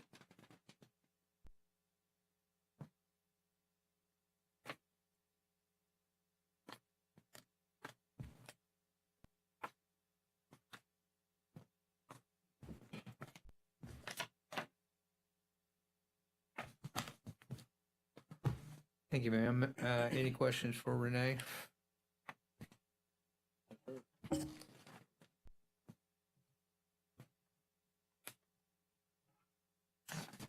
I do have a question. I mean, we got the right maps in here? Yes, sir? Should be.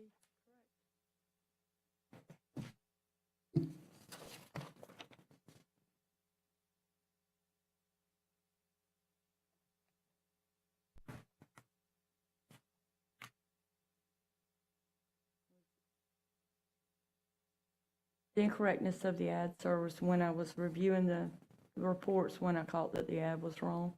So the maps and everything was ordered from the actual application, not the agenda item. We corrected it.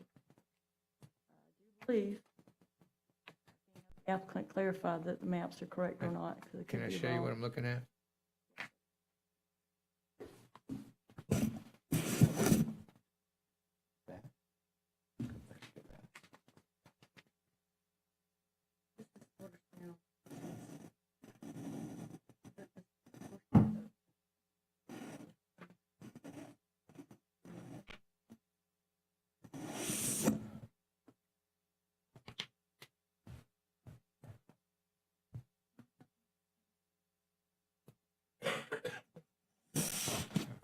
Okay.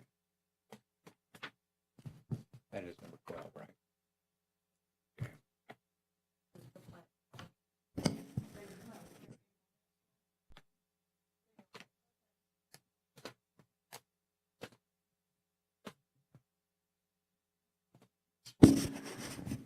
Well, Mac, apparently I did order it by the original ad instead of the, so the maps are incorrect, and we'll get them corrected immediately. We do have some outstanding comments from this on surveying, and the rest of the information we have is on the recreation fees, in which we sent the survey and the development order to the rec fees to get approval for those fees. Okay. Yeah, if we get the maps fixed, I think that's. Yes, sir, I think that's the only error, and I apologize, and I think it's because I probably did pick up the ad on that when I ordered the maps and didn't catch it till I got into the review, so my apologies. I don't see this as a reason to hold us up. It's just a clarification as to location. And I do have the corrected ad in Citizen Serve now, so it should be picked up correctly. Okay. Also, that's all. I'll turn it over to the applicant. Thank you, Renee. Staff report into the record. Good morning, David. Good morning, committee. I'm David Smith with Interlight Engineering, and the comments are very minor, and I know the review was performed off the correct project, the description's correct, and we have no concern with the maps either, Max. So the comments are very minor, so we can have those addressed and respectfully request to move forward. I'd be happy to answer any questions you all may have. Thank you, sir. I will take just a moment to invite any questions from any member of our public. Anyone have a question about this particular plat application this morning? Seeing none, we'll move forward with recommended motion.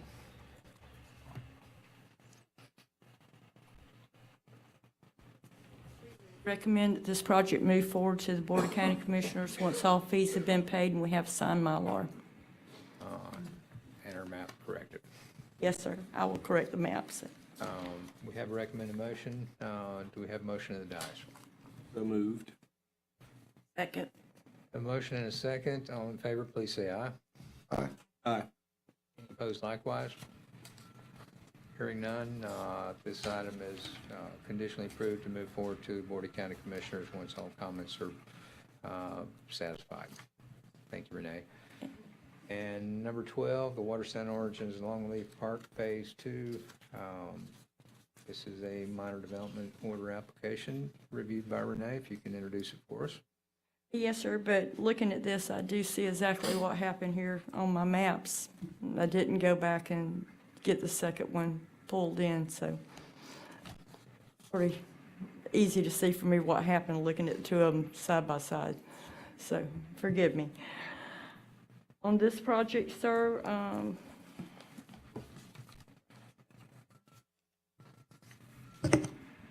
so this is a minor development order application submitted by Interlight Engineering Corporation on behalf of St. Joe Company. They're requesting to develop 90 single-family lots on 16.36 plus or minus acres with a future land use of Bay Walton Sector Plan Village Center and a zoning district of Bay Walton Sector Plan Village Center. Properties located in District 5 and located from the U.S. Highway 98 and 331, approximately 11.2 miles to North Watersound Parkway, and is identified by the parcel ID number in your packet. We are pending engineering review on this project. We have some, the fire district has reviewed it. I believe just all, we have conditions of approval on floodplain. Our standard comment conditions, we do need acreage on the survey to be looked at from environmental. And I'll turn it over to the applicant, sir, unless you have questions for me. Thank you, Renee. Thank you.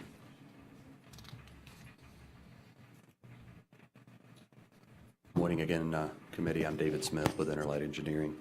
And this application is consistent with the approved DSAP. And then we're also consistent with the RGP EMA permits for wetlands and also for stormwater management. So we do comply with all the regulations, and know, again, the comments were very minor. And I've already discussed the comments with staff. They did reach out to me, which I do appreciate. And we can definitely get these addressed and would respectfully request to move forward. Thank you, David. Thank you. We'll take a moment to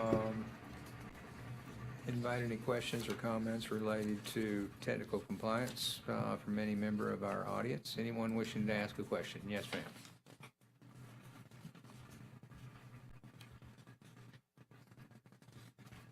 Donna Johns, JOH&S. Are they asking for a deviation on the setbacks on this particular property?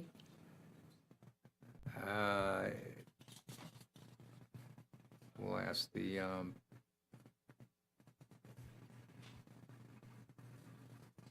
Deviations from the DSAP 1, sir, that we already have in place, which has deviations for setbacks.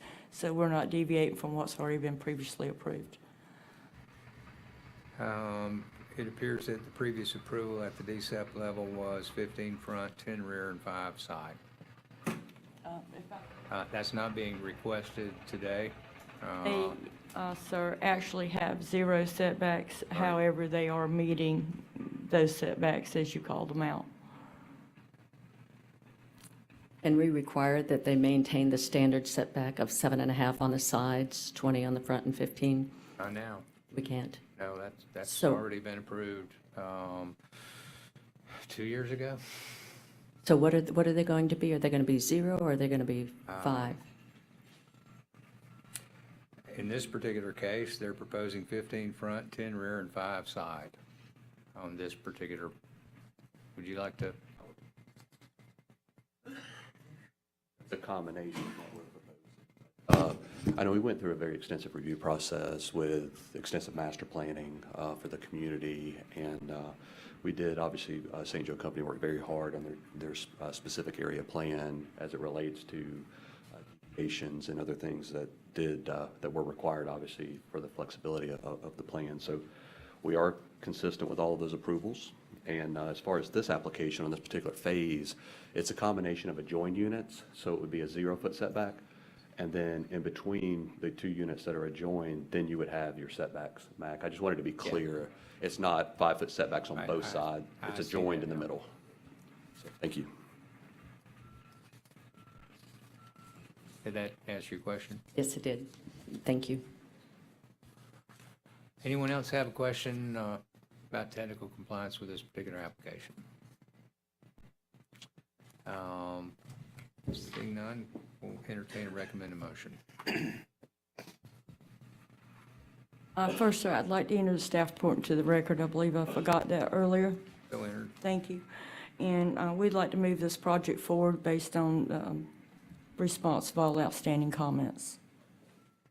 Thank you, ma'am. We have a recommended motion. Do we have a motion of the dais? So moved. Second.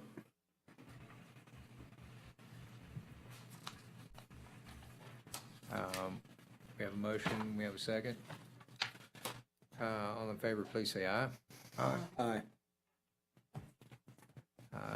This item is approved to move forward to development order subject to satisfaction of any outstanding comments.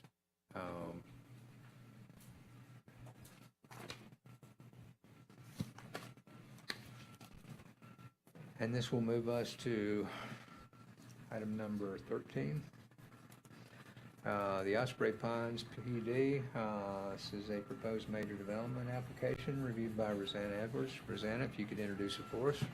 Thank you. I'll try to speak up. This is the Osprey Pines conceptual PUD. It's a request to approve by final order. It's project number MAJ 22000009. This is a major development application submitted by David Forstrom on behalf of Susan and Bruce Palladini, requesting to develop a conceptual PUD for 30 single-family homes and associated infrastructure on 3.12 plus or minus acres, with a future land use of mixed use and a zoning district of coastal center mixed use. The project is in District 5 and is located 0.6 miles south of the intersection of J.D. Miller Road and Chat Holly Road, and is identified by the parcel number in your staff report. And if you would, please enter the staff report into the record. Thank you. There are still a number of outstanding comments. I would like to make some updates, though. The applicant has provided documentation of the sign posting. We've also received comments from the school board and the health department. The other comments that are outstanding include Public Works. I have not seen anything from Dewberry on this one yet.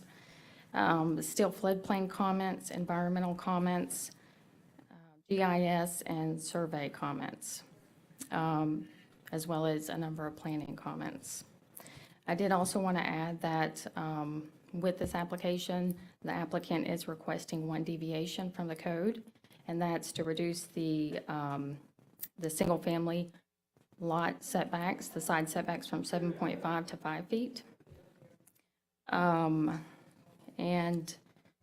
Lastly, I did want to just point out some of the more notable comments, planning comments we had, and that was one, whether there was sufficient landscape buffering for the perimeter of the project, and two, whether the project demonstrated a public benefit and that the site design met the requirements for a PUD.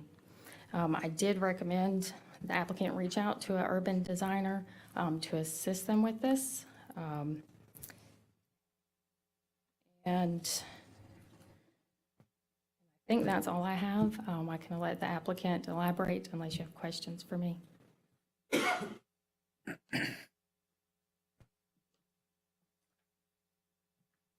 Thank you. Do we have any other questions for Rosanna?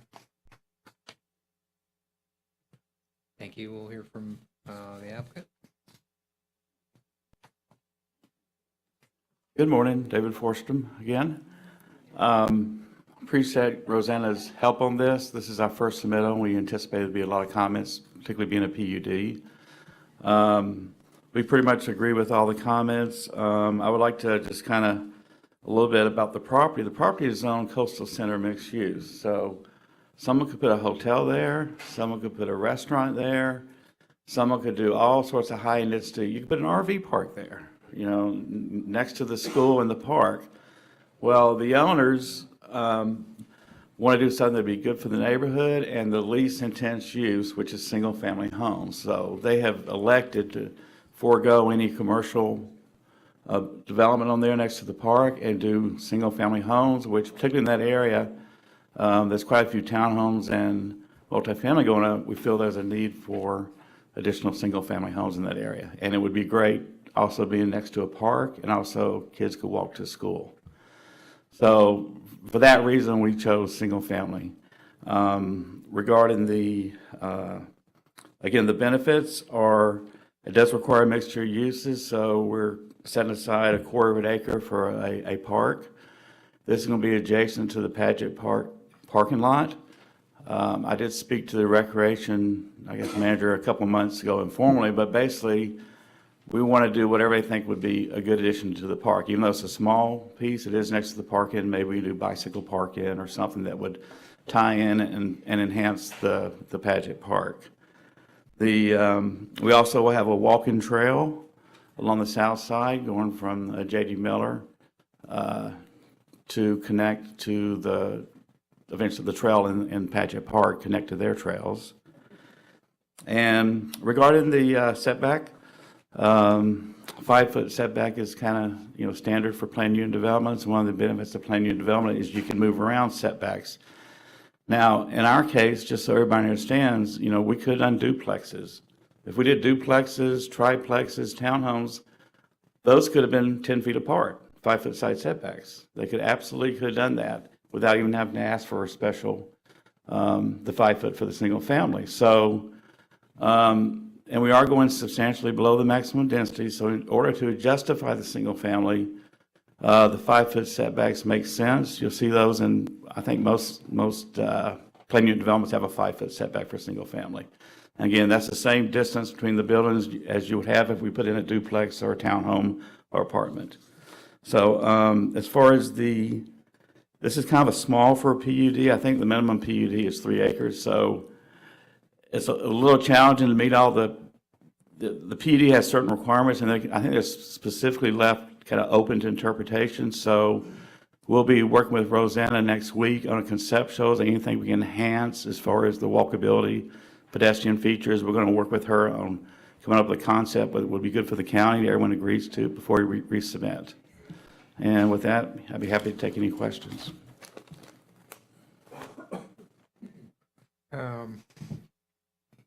The public benefit you're offering in return for the setback reduction is what again? Well, the special considerations on the first page of the staff report are a 1/4 acre a park area, and also a walking trail, which would go from J.D. Miller to Paget Park. And if there's other public benefit the county would have in mind, we certainly feel it's needed. Pardon me?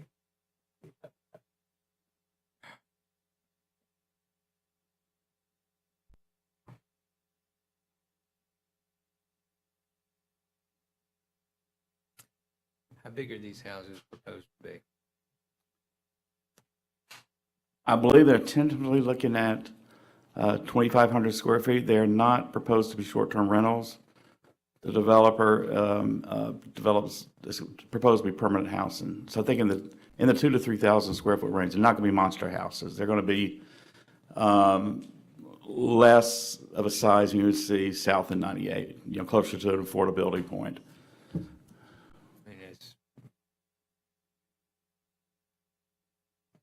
How certain are you on that not proposed to be short-term rental park? Well, that's my client. Happy to speak to that. Yes, I've been directed to speak up. My question was, how certain are you these are not proposed to be short-term rentals? Yes, Victor Bashara, VT Enterprise. We are building single-family homes for end-use homeowners. So the end user will make that choice? If we need to put something in the HOA docs or something where no short-term rentals, we can do so. I would certainly suggest that that might be considered a public benefit.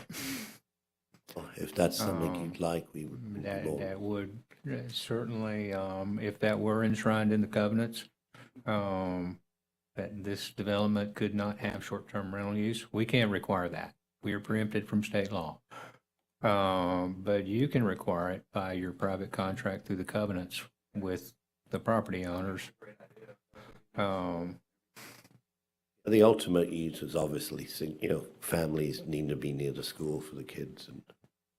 And I appreciate all of that, and I think those are good things.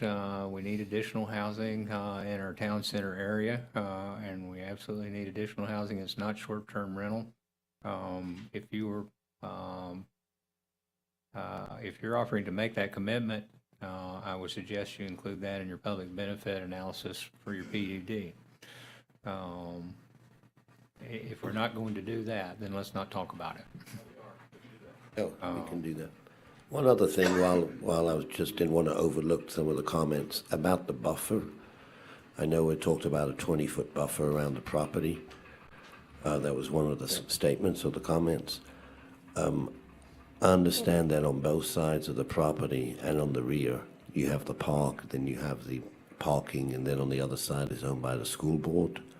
Usually buffers are basically to obviously buffer other subdivisions for privacy.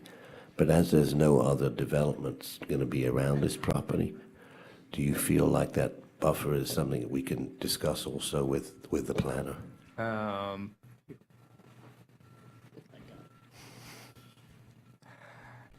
We can probably discuss it, but we probably already gotten to our decision on that. And here's a real important point while you're here at the dais. The variable density component on this particular land use category is a base density of 4 units per acre. You don't have to access the PUD process if you want to do 4 units per acre or less. To the extent, and I'm sharing this because it's been important in relation to a number of other projects in this area in the past. You have the 4 units as a entitlement. You get anywhere above those 4 units and you're in a negotiation with the county. And that negotiation says, specifically in this land use category, by virtue of creative design and a number of other related conditions, you may be able to earn additional density up to that 12. But between 4 and 12 is a negotiated process. So be careful about, your thinking so that you look at this plan and say, well, there's a whole lot of terrible things that we're not putting in here. Instead, it needs to be, here's our creative design criteria. Here are the things that we're doing besides a standard thermometer bulb townhouse subdivision, which is what we have before us today. And I can tell you, based on my experience in discussing this with the board in relation to other subdivisions, is that this is not a popular idea, especially in this area. Single family, I'm sorry to correct you, it's single family, not townhome. Great, thank you, I stand corrected. Single-family development at this density with this kind of fairly standard, non-creative land use proposal. I 100% agree. We want to be creative. We want to have the planners help us be creative and do something that'd be nice for the community. I just want to prepare you for the coming public hearings and what I know both the Planning Commission and the BOCC are looking for. So I'm trying to be helpful for you so that you're not going to rest too hard on this being an acceptable offer to the BOCC for additional density. And we could have done a 125-room hotel on this property. Once we could have again, done an RV park. So we are. Once again, I appreciate your Sure. point, and I've referenced that, saying you have listed all the terrible things that you are not doing. Yes. But it's going to be much more important as you get to the next levels to say what you are doing. Yes. And have a creative plan if you want to add density above the minimum of 4. I agree. Just a caution while you're here at the dais. Yes, and, this was the first look at the project, and we realized that'd be a second or, possibly third, and we are going to talk to Rosanna. We're going to sit down with her. She's been very helpful. We absolutely, positively want to get as creative as possible and give as many public benefits as we can.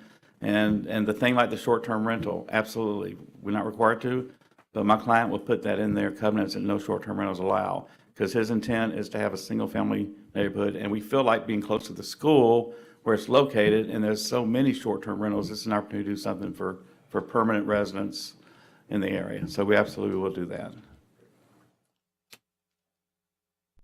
Thank you, David. I think Steve's comments are very timely, and they're offered in the most helpful manner. One of the things that we need to be aware, while we have some very talented people on our planning staff, we do not have the capacity to design your project. Yes. Or to design it in such a manner that we can guarantee approval at the BCC. Right. We do not know what that Understood. that is until we get there, and we're not allowed to know what that is until we get to that step. Yes. But we do not have the capacity to be your creative process. Right, As much as we'd like to help, Right. and as many creative people we have on our staff, we're supposed to review your creativity, Right. not tell you what that needs to be. Yes, and we are reaching out to urban planner consultants, and I agree totally. We'll provide the product, and we just would like the county to look at and say, again, I know nothing's guaranteed. This is one person's opinion, but if that opinion is like, like that, then we'd like to know it. Or if it's like, this looks good, this will probably give you a chance, and we understand there's no guarantees. But y'all know better than we do, I think, at the end product, what you're kind of looking for. And I do appreciate that we have to do the work to get you that product to look at. Well, and in the end, you're trying to create a sense of place. Yes. For this particular property owner that people are gonna want to be at. Yes, absolutely. Yeah. That is the goal. Create that sense of place. That's the traditional history of our county, creating those kinds of places. That's what we're looking for. It's actually the more fun part of the project versus the engineering nuts and bolts Well, part. I wouldn't disagree with you there. It absolutely is. Okay. Thank you, David. Sure, you're welcome. How, I expect we're going to continue this item this morning. How long do you think you need? I would suggest continue to the second TRC, the May 18th. Okay.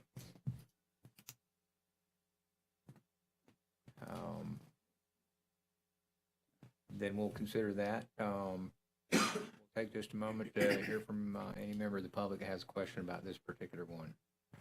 Anyone in the audience? Yes, ma'am. If you could come to the podium and state your name and spell your last name for the record.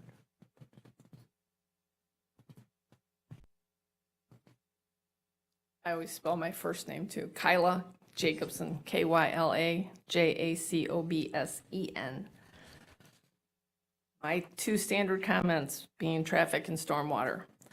I understand that there's going to be some wetland infill. I understand that the impervious surface area is less proposed than what's allowed. My concerns are the fact that J.D. Miller floods currently, even with a half-inch rain event, and now we're adding more impervious surface. I understand that South Walton is putting in regional stormwater detention as part of the new recreational project south of Chat Holly, that whole area, but that's not there yet. So every time we asphalt and concrete areas, we're impacting the stormwater in the rest of the area. And when we look at stormwater and when we look at traffic, do we take into consideration all the other parcels that have already been approved for development? Because that's all going to impact the same stormwater. Talking about traffic, my concerns are that J.D. Miller is a pretty busy street. Trying to get out onto 98 is dicey at best.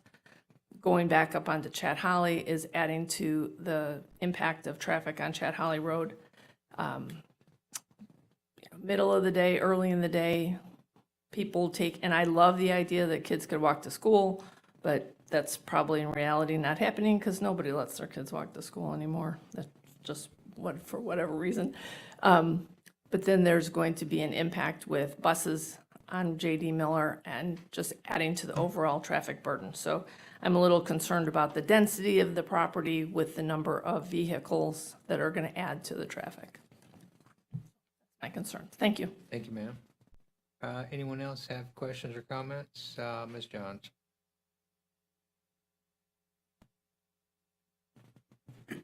Donna Johns, JOHNS. First of all, thank you very much for explaining how you did. That was enlightening, and I appreciate that.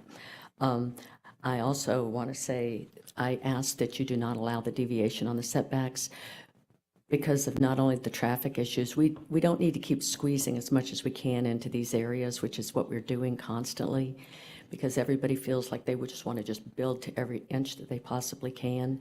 And we don't have the infrastructure for that anymore. And if we want to allow things like this, let's allow it at the reasonable rate, 4 or 5 units per acre, something along those lines, with the proper side back or setbacks in the front, back, and sides. And it does create a lot of traffic. It's tight in those areas. You know how it is. I mean, you go into some of these neighborhoods and it's just a cluster. So if we can start making them nice, and really pretty and functional for everybody, that would be a really good step in the right direction. That's exactly what we're talking about here this morning. Yes, and I appreciate that. Thank you. Ma'am, thank you. Anyone else? Yes, ma'am.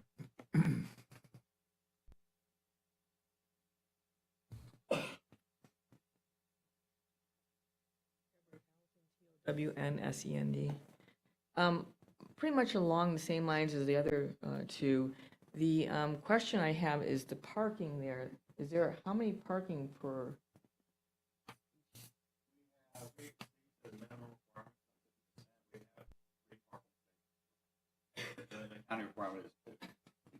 We have a 50% extra park.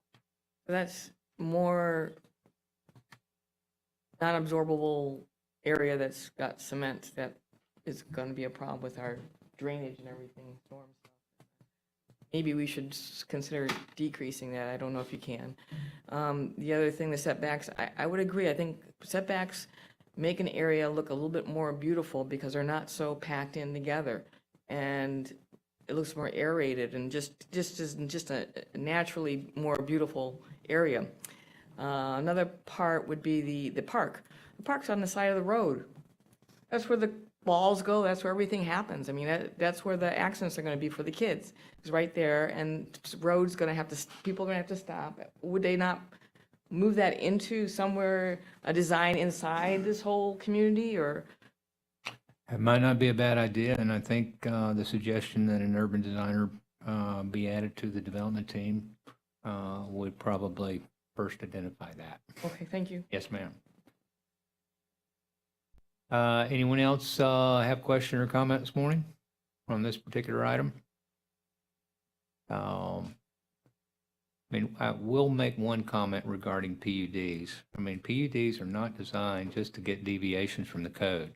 PUDs are designed to provide a flexible opportunity to design something that is not any place USA.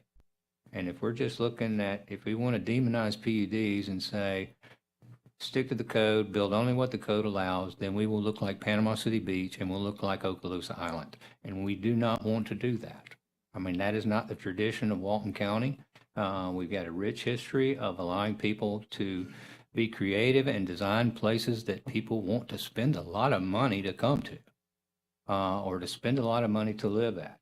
And we can also design those in such a manner for this missing middle segment of housing. But I'm not in favor of value engineering a development to the point where people won't want to appreciate where they're living, because that will not bode well for our tax roll. And that is one of the things that we do have to be concerned about. The development that we approve will eventually hopefully generate sufficient taxes that it will support its burden on any public services. So we are concerned about PUDs. We are concerned about making sure that the PUD does generate some true public benefit and creates a sense of place as an offset to any deviations from the code that might be necessary to achieve those two primary objectives. But in this particular case, I think we got lots of ideas on improving this particular project. It's got a long way to go before it can be one that we can move forward. So we appreciate your cooperation and willingness to take a hard look at this. And we've received some comments this morning that I'm sure you will take into consideration. The suggested continuance date of May 18th, we'll give you some time to take a look at this. And we'll entertain that motion this morning at the dais. So moved. We have a motion, we have a second. I have a motion and a second to continue the Osprey Pines PUD application to the May 18th, 2022 TRC meeting at 8:30 a.m. in this location. All in favor, please say aye. Aye. Any opposed likewise? Hearing none, this item is continued to the May 18th TRC pending resubmittal. Thank you, David. Thank you, Rosanna. This will move us to item number 14, Stables at Sandy Pines. Minor development reviewed by Rosanna Alston.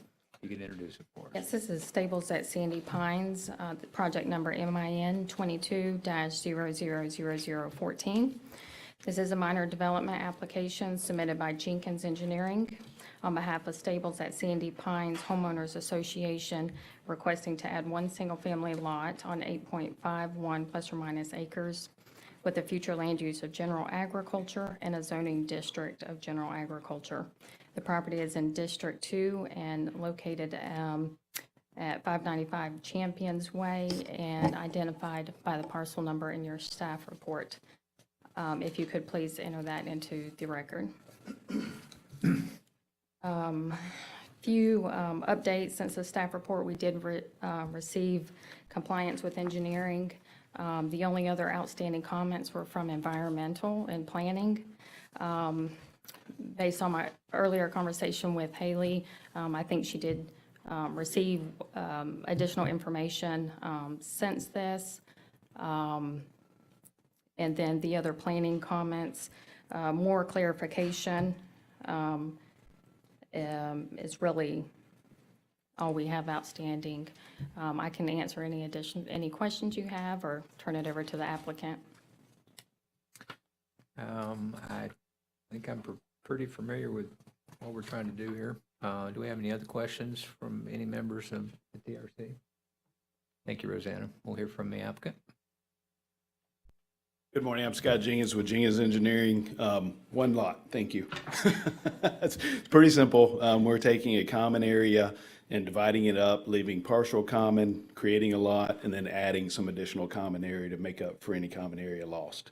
The representative of the HOA is here if you have any questions for them, Holly Hilliard. But we don't have any questions, and I believe we've provided everything except an updated survey, which we expect in about a week. So. Thank you. I know we've had a number of discussions about this idea over the years. I'm pleased that y'all have finally gotten to a resolution of the many suggested ideas over time.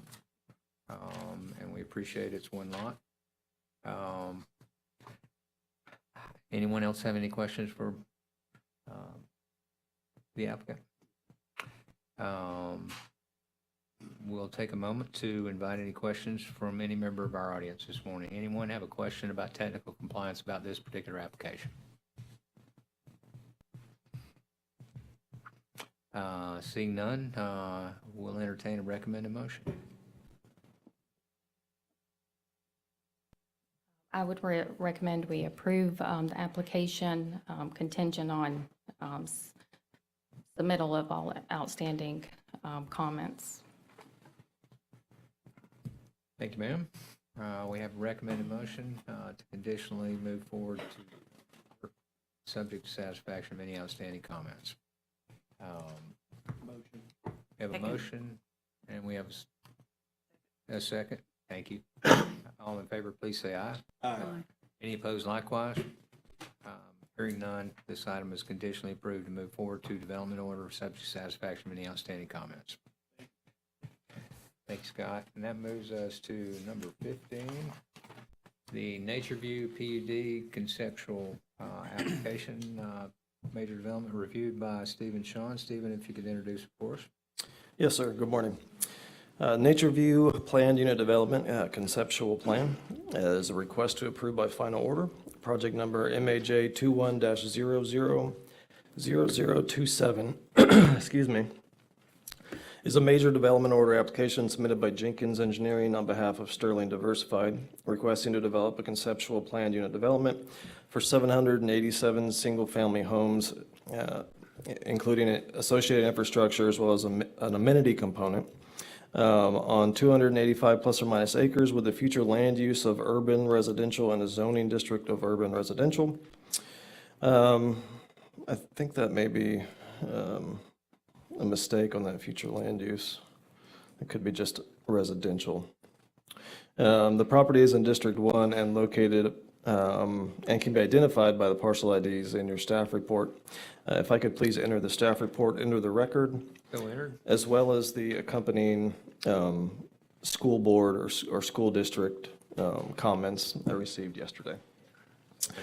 I do want to make one correction. This ad, as well as the staff report, was published prior to conversations with the applicant. There was some confusion as far as the number of units that are being proposed. I believe the final count there is 793. I just wanted to ensure that the board is aware of that. Additionally, in light of earlier comments concerning planned unit developments made by the chair, I would like to cover some of the high points and some other points of interest, if that pleases the board. Thank you, sir. Great, thank you. There are some outstanding comments, quite a few from planning. I'll address those in a second. Planning staff has not received comments from engineering, fire district, Department of Health, nor from Eggland. Some of the lack of return in those comments, I believe, has to do with the idea that this is a conceptual plan. Staff does expect to receive those, but I think there may be some confusion on some of the reviewers' point is how to address that at this point, though I'll have to discuss that with them moving forward. I did have a chance to discuss with Dewberry their potential concerns, and if I can, turn it over to Mr. Minidir at this point to address some of those. Yeah, so from a conceptual standpoint, the engineering review is very limited, so most of it's planning. So I stated that, setbacks and, we look at driveway separations and that thing, but one of the questions, which I think we hashed out, is how to handle the traffic if it's going to be vested all as one with this 700 plus units all right now. Are we going to understand that it's coming and we'll do it in phases and then address the traffic as it comes to us?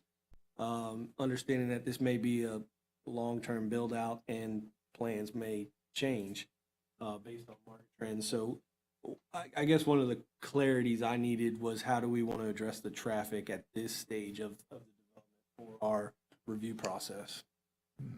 I would suspect, and I'll defer to the board, but the code does require a preliminary traffic study as part of the conceptual plan, with technical review of each phase as that comes in after the conceptual approval.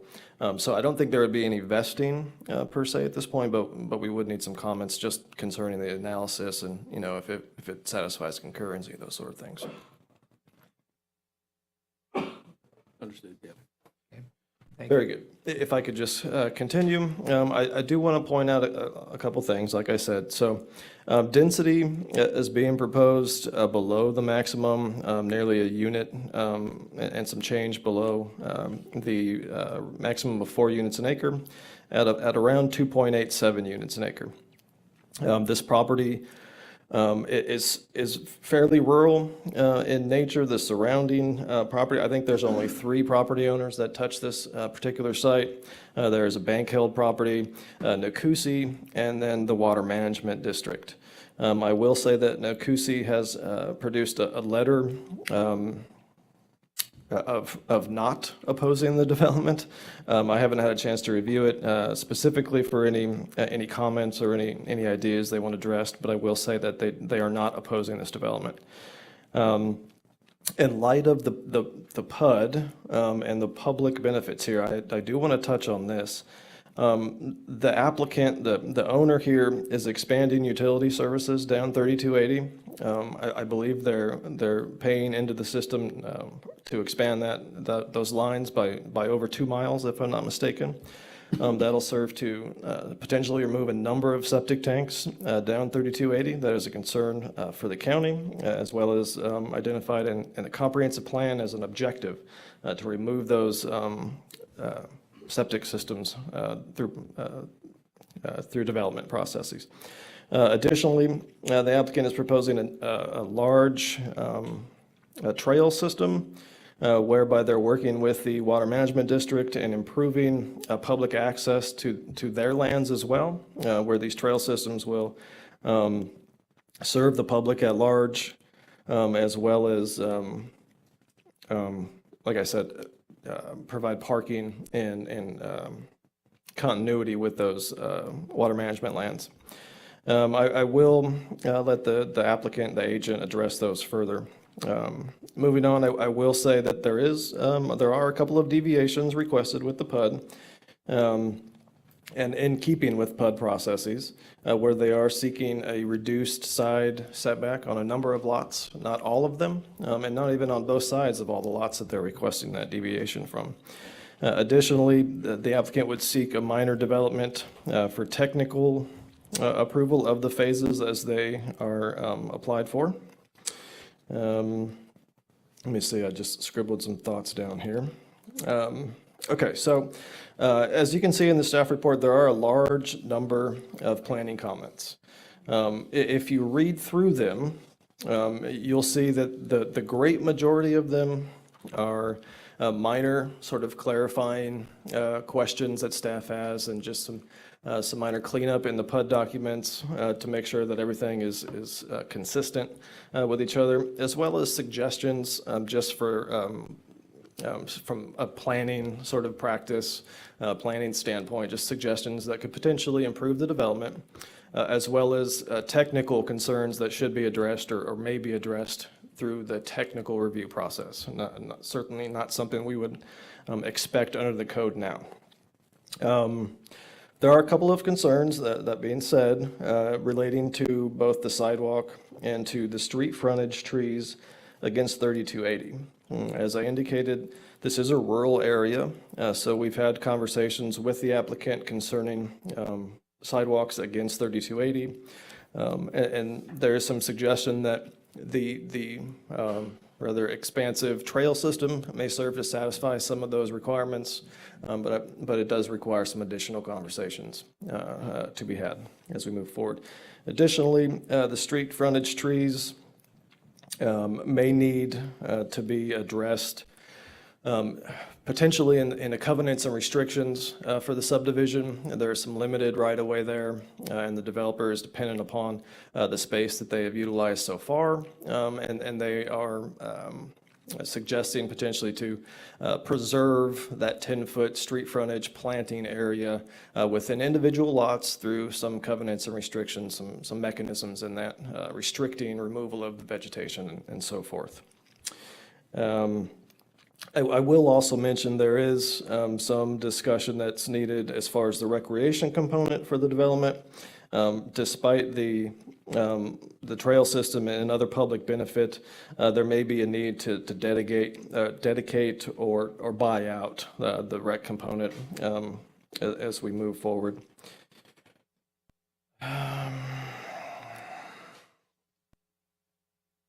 Oh, one last point. I will say that the applicant has worked with the school district.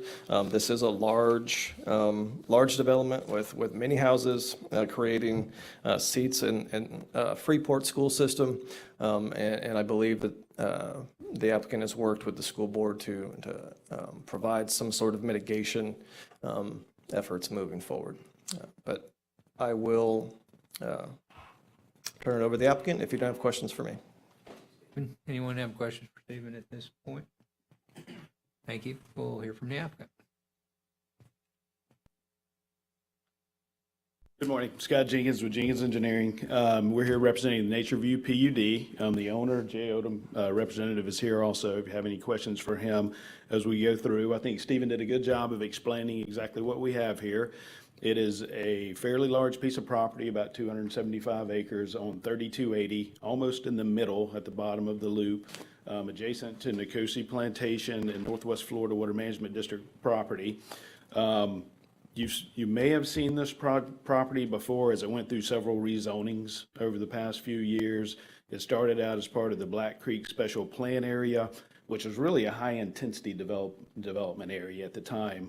The county then did away with that future land use designation, and they went through a couple of processes to try to give the intensities and densities back to the property that it had before. It started out as a potential village mixed use, which would have allowed quite a bit of commercial and residential density there that probably didn't fit the area. At the owner's request, they downzoned it to urban residential, which again is just strictly residential use, 4 units per acre max density. We're proposing about 2.87 units per acre on the property, really trying to be environmentally sensitive because of where we are.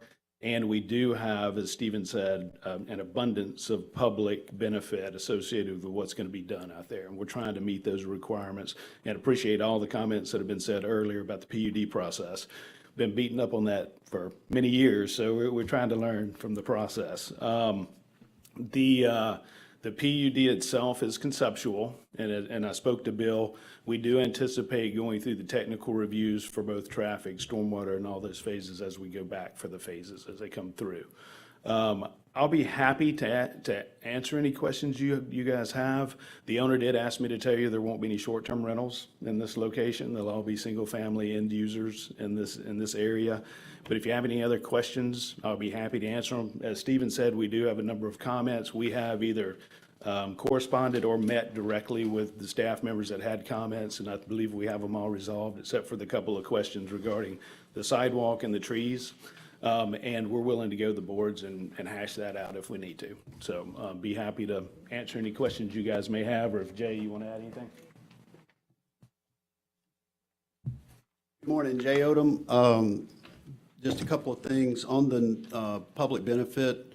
We've worked hard to try to get that. We've got over 1.7 miles of nature trail that will be open to the public. That'll also have 10 exercise stops on it. And at the far, it's a little hard to see here, but at the far eastern end of the property, we worked with Water Management District. They have a sand lot there that people currently park on to hike and camp in their area. That parking lot is where our trail system will terminate to public access.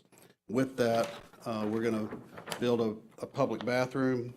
When we come, there'll be water and sewer, so we can have bathrooms there. And we've already talked to the Water Management District. They're processing it, but say they're on board, and they'll send us that in writing, but they're approving the parking. The bathroom will be on our property, so it's easy to permit and we can do it. We're talking to the county about giving the county the bathroom and letting them maintain it for the public. But we have, like I said, we have over 1.7 miles of trail that will be open to the public. Inside of Nature View, there are over 11 miles of sidewalks. And the sidewalks run parallel to 3280, only 120 feet or so from 3280. And so one of our requests to not have the sidewalk on 3280 is it's a 55-mile-an-hour speed limit. There's ditches on both sides that take up the entire right-of-way. there's really no place to put a sidewalk, but if you did, it'd be a very dangerous situation for kids or bikes or something to be on that sidewalk versus be 100 feet away inside the neighborhood with multiple access points to get to 3280. On the setback issues, in here we have a mixture of 7.5 feet and some requested 5 feet. To give you an example, on the difference between 7.5 and 5 feet, we did a analysis of that. That difference of that 5 feet per lot cost the homeowner $9,000. So is there really a benefit to the homeowner of that extra 2.5 feet of clearance on each side that justifies a $9,000 increase in the price? That's between the road and the sidewalk, more land, water and sewer, everything that you have to do to get there adds a substantial cost to that. And so those were some of the reasons. With the school district, worked with the school district. Years ago, I donated 30 acres in Hammock Bay for a school that's now going to be the new Hammock Bay Middle School. I met with the school district and said that upon development order issuance of this, we'll contribute $100,000 to the ongoing construction at the elementary school that's taking place right now to improve the elementary school in Freeport. Happy to answer any questions. Thank you. We certainly appreciate you working with the adjoining property owners, the Water Management District, and the Nakusi Plantation. I missed one on Nakusi. When we worked with them, their request was that we be a bear-wise community. So there are rules, and we've committed to be a certified bear-wise community. That requires bear-proof trash cans and wording in our HOA documents about bird feeders can only be out at certain times of year. But it's all designed to keep the bears from coming and eating their lunch in your trash cans and being a nuisance, and then that puts the bear at risk of having to be dealt with. So we've committed to Nakusi at their request to be a certified bear-wise community. Currently, there's only one of those in Walton County, and the second one.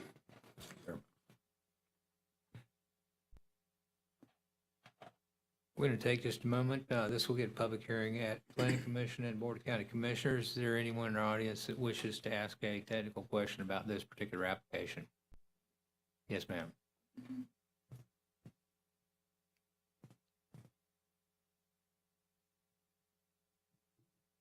Okay, Barbara Morano. I was waiting for Steve Hall to give us some thoughts on the PUD, and hopefully you will before any other comments as far as aesthetics and something different.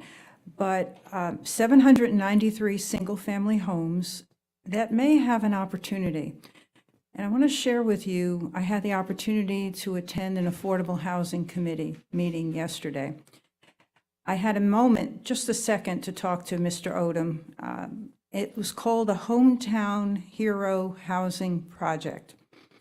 $100 million is going to be set aside by the state to help first responders get a home.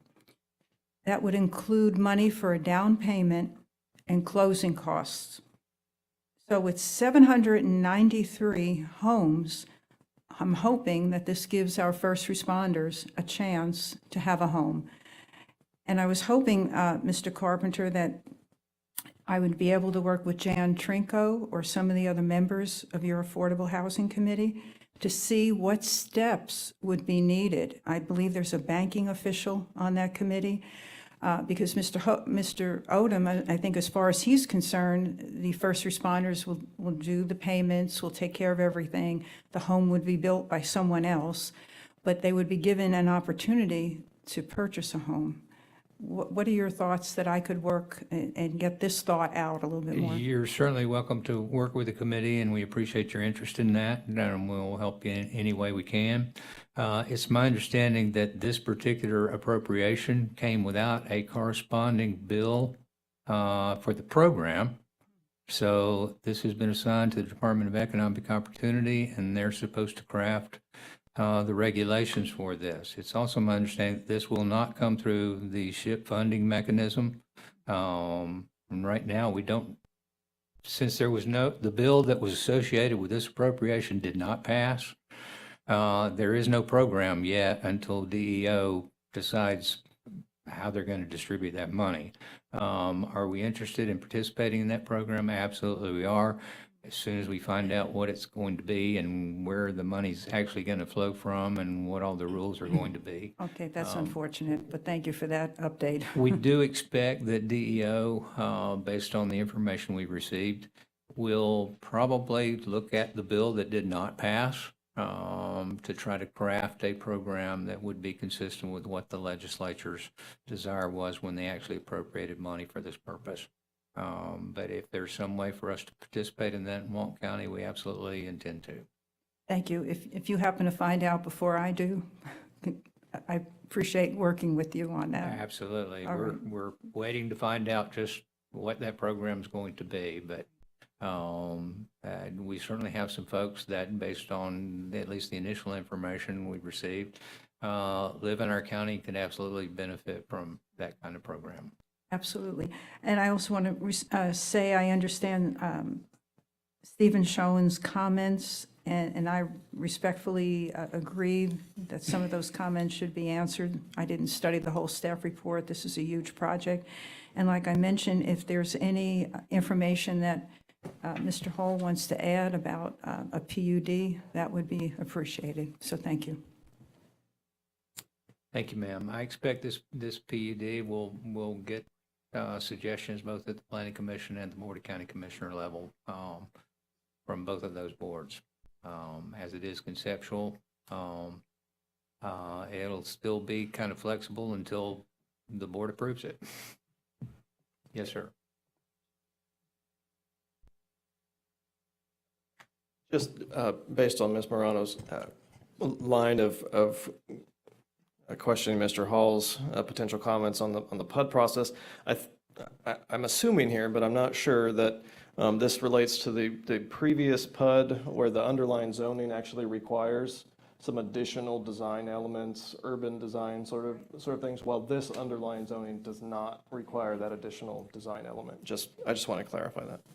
And to make a distinction between my caution to the earlier applicant who was applying for a density bonus under a very specific provision related to that land use category. There are different reasons why a development entity, a property owner, wants to utilize a PUD format. And in this case, we have a large development where it's to the benefit of the landowner over a period of time in a phased approach to have a conceptual approval that locks in density, that locks in land use, road networks over a large development. Here, we're in a different case than that last caution, which is we're at they're providing public benefit for flexibility and for basically good citizenship at this point, because they're applying for a land use density overall, which is half of the maximum that they would be allowed to otherwise. So in this case, it's a distinction. While it's still a handshake deal between the BOCC and the property owner on a conceptual plan, very different reasoning between the two. Thanks, sir. Anyone else have a technical question or want to make a technical comment about this application? Seeing none, consider recommended motion. Staff will say, despite the large number of comments, again, just to remind the board that many of them are just simple clarity items or that should be handled during technical review. Staff would recommend conditional approval of this project to move into the next available Planning Commission meeting, provided all comments have been received and addressed prior to moving onto that Planning Commission agenda. Thanks, Stephen.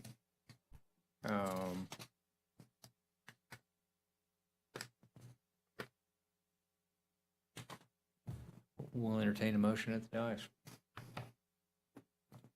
So moved. We have a motion. Second. And a second, conditionally move this forward, subject to satisfaction of outstanding comments to the next available planning commission meeting. All in favor, please say aye. Aye. Opposed likewise. Hearing none, this item is approved to conditionally move forward. Thank you, gentlemen. This is to number 16, the Fayard self-storage expansion. Major development reviewed by Tim Brown. Yes, thank you. This item was previously tabled while they worked their way through a government patent easement issue on the site. Now they've resubmitted and we're bringing it back. This is a major development order application submitted by Emerald Coast Associates on requesting approval to construct 79,772 square feet of mini storage with 24 covered RV storage spaces, a 1,400 square foot manager's residence, and associated infrastructure on 3.47 acres with a future land use of mixed use and a zoning of village mixed use. Located in District 4 on the south side of Highway 98 across from Don Bishop Road. We still have some outstanding comments from planning, engineering, floodplain, and environmental. They're pretty minor comments at this point, except perhaps the recreational component required for village mixed use. With that, there's also still some outstanding scenic corridor comments remaining as well. With that, I'd like to enter the staff report into the record. If you have any questions, or I'll turn it over to the applicant. Thank you, Tim. So entered, any questions for Tim right now? Thank you, Tim. We'll hear from the applicant. Good morning, Dean Burgess with Emerald Coast Associates. We've read the staff report, and I agree with Tim that the comments are relatively minor in nature, clarifications on landscaping and shrubbery and so forth. Scenic corridor comments are some minor architectural comments on buildings and plantings around the building. I think those can be addressed in rather short order. I did speak with Bill about the engineering comment, and again, I think that can be responded to as far as an auto turn analysis and or parking analysis that can address his comments. I would request that the board consider moving this forward to design review board, subject to satisfactory response to all comments. One question that I did want to discuss here for clarity was the landscape buffer on the southern portion of the property. The 20-foot landscape buffer, from the property line, there's a mosquito control ditch that has a small wetland line associated with it, then a 25-foot secondary wetland buffer from that. So it's kind of encumbered, that 20-foot buffer is encumbered with wetlands, mosquito control ditch, and secondary wetland buffer. So our response to that was that it's an active mosquito control ditch, and actually that area provides access. We wouldn't want to landscape it and have mosquito control come and tear all our plants out because they need to drive a truck along the ditch. Do you know if they have a formal easement for that particular area? Okay, on that particular ditch, you actually have two mosquito control ditches that come through there. You've got it on the west side, and then it runs east and west along the south side of that property. Correct. We currently do not use the north side, which is where your property or your project is. We access all of that from the south side. That's where we do all of our maintenance at. So we never have done any maintenance on that side as far as like the 25-foot easement that we normally have for maintenance. That is on the south side of that, all the way down. It runs from, what is that, Sugar Road? Goes all the way to Drive, 393, I believe. No, it doesn't run that far. Not to 393, I don't think. But anyway, it runs down through there. So we access that through the other Okay. to the south We'd be side. happy to go ahead and plan it then. I just didn't want to run into a problem No, there. no, not Okay. at all. I mean, our access is from the south side, and we do, we're not gonna mow down any buffer or anything like that. We actually welcome that, for the aesthetics, especially of, a facility like this. There's a lot of people that walk those mosquito control ditches and stuff of that nature, so that we wouldn't be opposed to that at all. Okay. All right. Well, what we'll do is go ahead and replant that in accordance with secondary buffer landscape requirements. That was my only question that I wanted to discuss with the TRC board. But I do believe we can respond to these comments in short order, and we're nearing the last couple of comments here. Is this a mosquito control ditch on the west side of It the is. property? Yes. Which looks like it's outside of the lot? Is that, The actual ditch is outside of the property. okay, Now, that one we do, maintain from the east side, which would be right there close to your property line. And there's actually a 33-foot easement. That was the easement of record that we found, Yeah, so. and there's actually a crossover pipe right there at the intersection, because there's an intersection of multiple ditches right there. Right. That runs south to north, into some other projects on the other side of the highway, but yes, we do access that one and use that one through there. Okay. just want to make sure mosquito control had adequate access. I've been watching this one for a while. Okay, very good. We appreciate your attention. Yes, sir.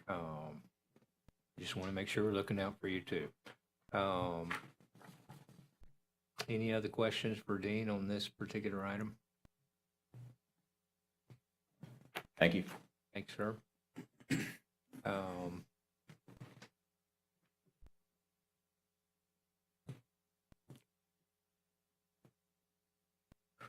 What's your thought, Tim?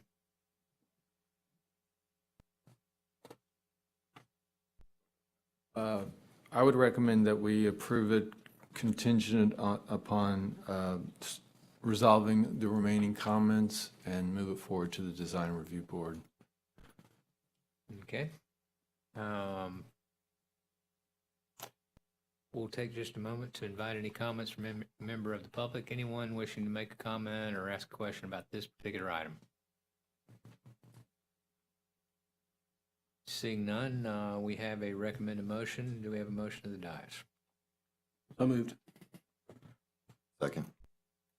We have a motion and a second. All in favor, please say aye. Aye. Opposed likewise?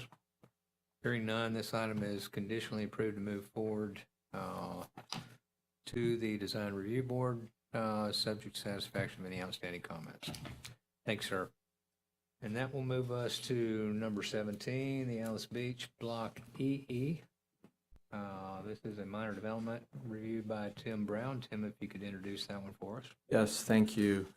This is a minor development order application submitted by Interlight Engineering requesting approval to develop 21 single-family lots and associated infrastructure on 3.21 acres with a future land use of mixed use and a zoning of traditional neighborhood development in Block EE of the Alice Beach PUD. Property is located in District 5 on the north side of 30A. So there are some outstanding comments from planning, engineering. No, not engineering, I got that wrong. Planning and I guess planning and GIS are the only outstanding comments.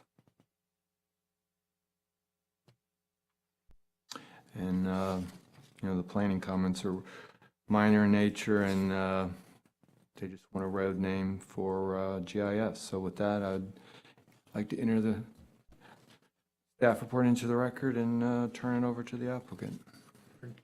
Thank you, Tim. Morning again. I'm David Smith with Interlight Engineering. And as Tim presented, this development application is consistent with the approved plan unit development. And the comments are very minor. And Jim in our office, there is a fire comment that Jim Martelli in our office is coordinating with Sammy on. So they were able to work through that comment. So it has been addressed, so just wanted to highlight that, and everything else looks very straightforward, and I'd be happy to answer any questions that you all may have. Thank you. Any questions for David? I don't. I don't think I have any either, David. Thank you all.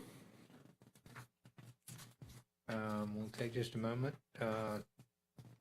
Since this is a minor development, do we have any questions regarding technical compliance related to this particular application from any member of our audience? Seeing none, we'll entertain a recommended motion, Tim. Yes, I just want to point out, there actually was an environmental comment as well. So there was a fire comment and there was an environmental comment. However, these are minor in nature, so I would recommend approval of the project contingent on the resolution of the outstanding comments and move it forward to the development order. Thank you, Tim. We have a recommended motion. Do we have a motion of the dais? Motion. Second. A motion and a second to conditionally approve this minor development, subject to satisfaction of outstanding comments, and move it to the development order stage. All in favor, please say aye. Any opposed likewise? Hearing none, this item is conditionally approved to move forward to DO. That moves us to the final item on our agenda this morning, number 18, the Alice Beach Block FF. Reviewed by Tim. Can you briefly introduce it for us? Yes, thank you. This is a minor development or application submitted by Interlight Engineering, requesting approval to develop 12 single-family lots and associated infrastructure on 2.58 acres with a future land use mixed use and a zoning of T&D. Property is located in District 5 on the north side of County Road 30A, immediately adjacent to the previous project. And this one is very similar. We've got some minor outstanding planning comments. There's a fire comment, and there's a environmental comment, very, very similar to the last project. With that, I'd like to enter the staff report into the record, and I'll turn it over to the applicant. Thank you, sir. So entered. Thank you again, Tim. I'm David Smith with Interlight Engineering, and I do agree with Tim. Same thing on the fire comment. We did work with Sammy Sanchez on that comment as well. So all the other comments are minor. I'd be happy to answer any questions that you all may have. Thank you, David. You were here when this project originally went through the original PUD process. Yes, sir. I was actually a staff member of Walton County. You're a much younger man now. I was a lot younger and no gray. But this is an example of a development that is not quite a DRI, but absolutely is a PUD that had a tremendous number of deviations from the code in place at the time, replaced by an urban code intended to create a sense of place that has truly been created. I would suggest this is probably the most expensive real estate development in the history of Walton County. I agree. And we thank you for that. It's also one that is supported by a community development district, which is responsible for their, an additional taxing district that's responsible for infrastructure, maintenance and improvement on this site. It's unique in that circumstance, not unique that it's a large development that has that kind of additional financing mechanism. But it's unique in that it puts very limited burden on public services in Walton County. It essentially takes care of itself inside its own boundaries, and we appreciate that, absolutely. It's not an area where we're concerned about short-term rentals, because this development takes care of their own short-term rental issues inside its own boundaries, and the county is not asked to assist in that manner. So we certainly appreciate that also. But this is a perfect example of placemaking allowed by our code that required a tremendous number of deviations from the land development code in order to create this sense of place. This could never have been developed without the PUD mechanism and significant deviations from the code in place at the time. And this is why we have the PUD mechanism in our code, to allow things like this to be created. And once we do that heavy lifting at the PUD conceptual stage, and all of those details are worked out, these individual minor development orders become very routine because all of the issues have already been resolved, and we're just putting another piece on the puzzle board, on a puzzle that's already been designed and approved by the board many years ago, with the intent that this would create a sense of place, and it absolutely is a perfect example of that. Alice Beach is one of our many jewels on the necklace of 30A, and we appreciate that, and we appreciate your efforts. Well, thank you very much, and I want to thank you for the kind words. And on behalf of the design team and the owners, we're proud to be here. And so I just remember from the very beginning, and I'll be brief because I know you guys have had a long morning, is the goal, they wanted to elevate the bar. You know, Andreas and the vision, and again, I was a staff member at the Walton County, and the goal was just to create something special. And personally, as a citizen of Walton County, I think they achieved that. And then professionally, I'm really excited to be a part of it. So we're proud to be here, and I want to thank you as well, and thank each one of you as well. Well, and I thank you, David, and you will recall that this was one of the first projects when I came to work for Walton County that I had the pleasure to be a project manager on. And quite honestly, it was sort of in a mess when I got it with regard to disagreements between developer, our public works staff, our planning staff, and the county commissioners. But we sat down and we worked it out. And this is an example of how the public and private sector can work together to create something better than either of us could do by ourselves. So we appreciate that. Thank you, and I agree. Thank you very much.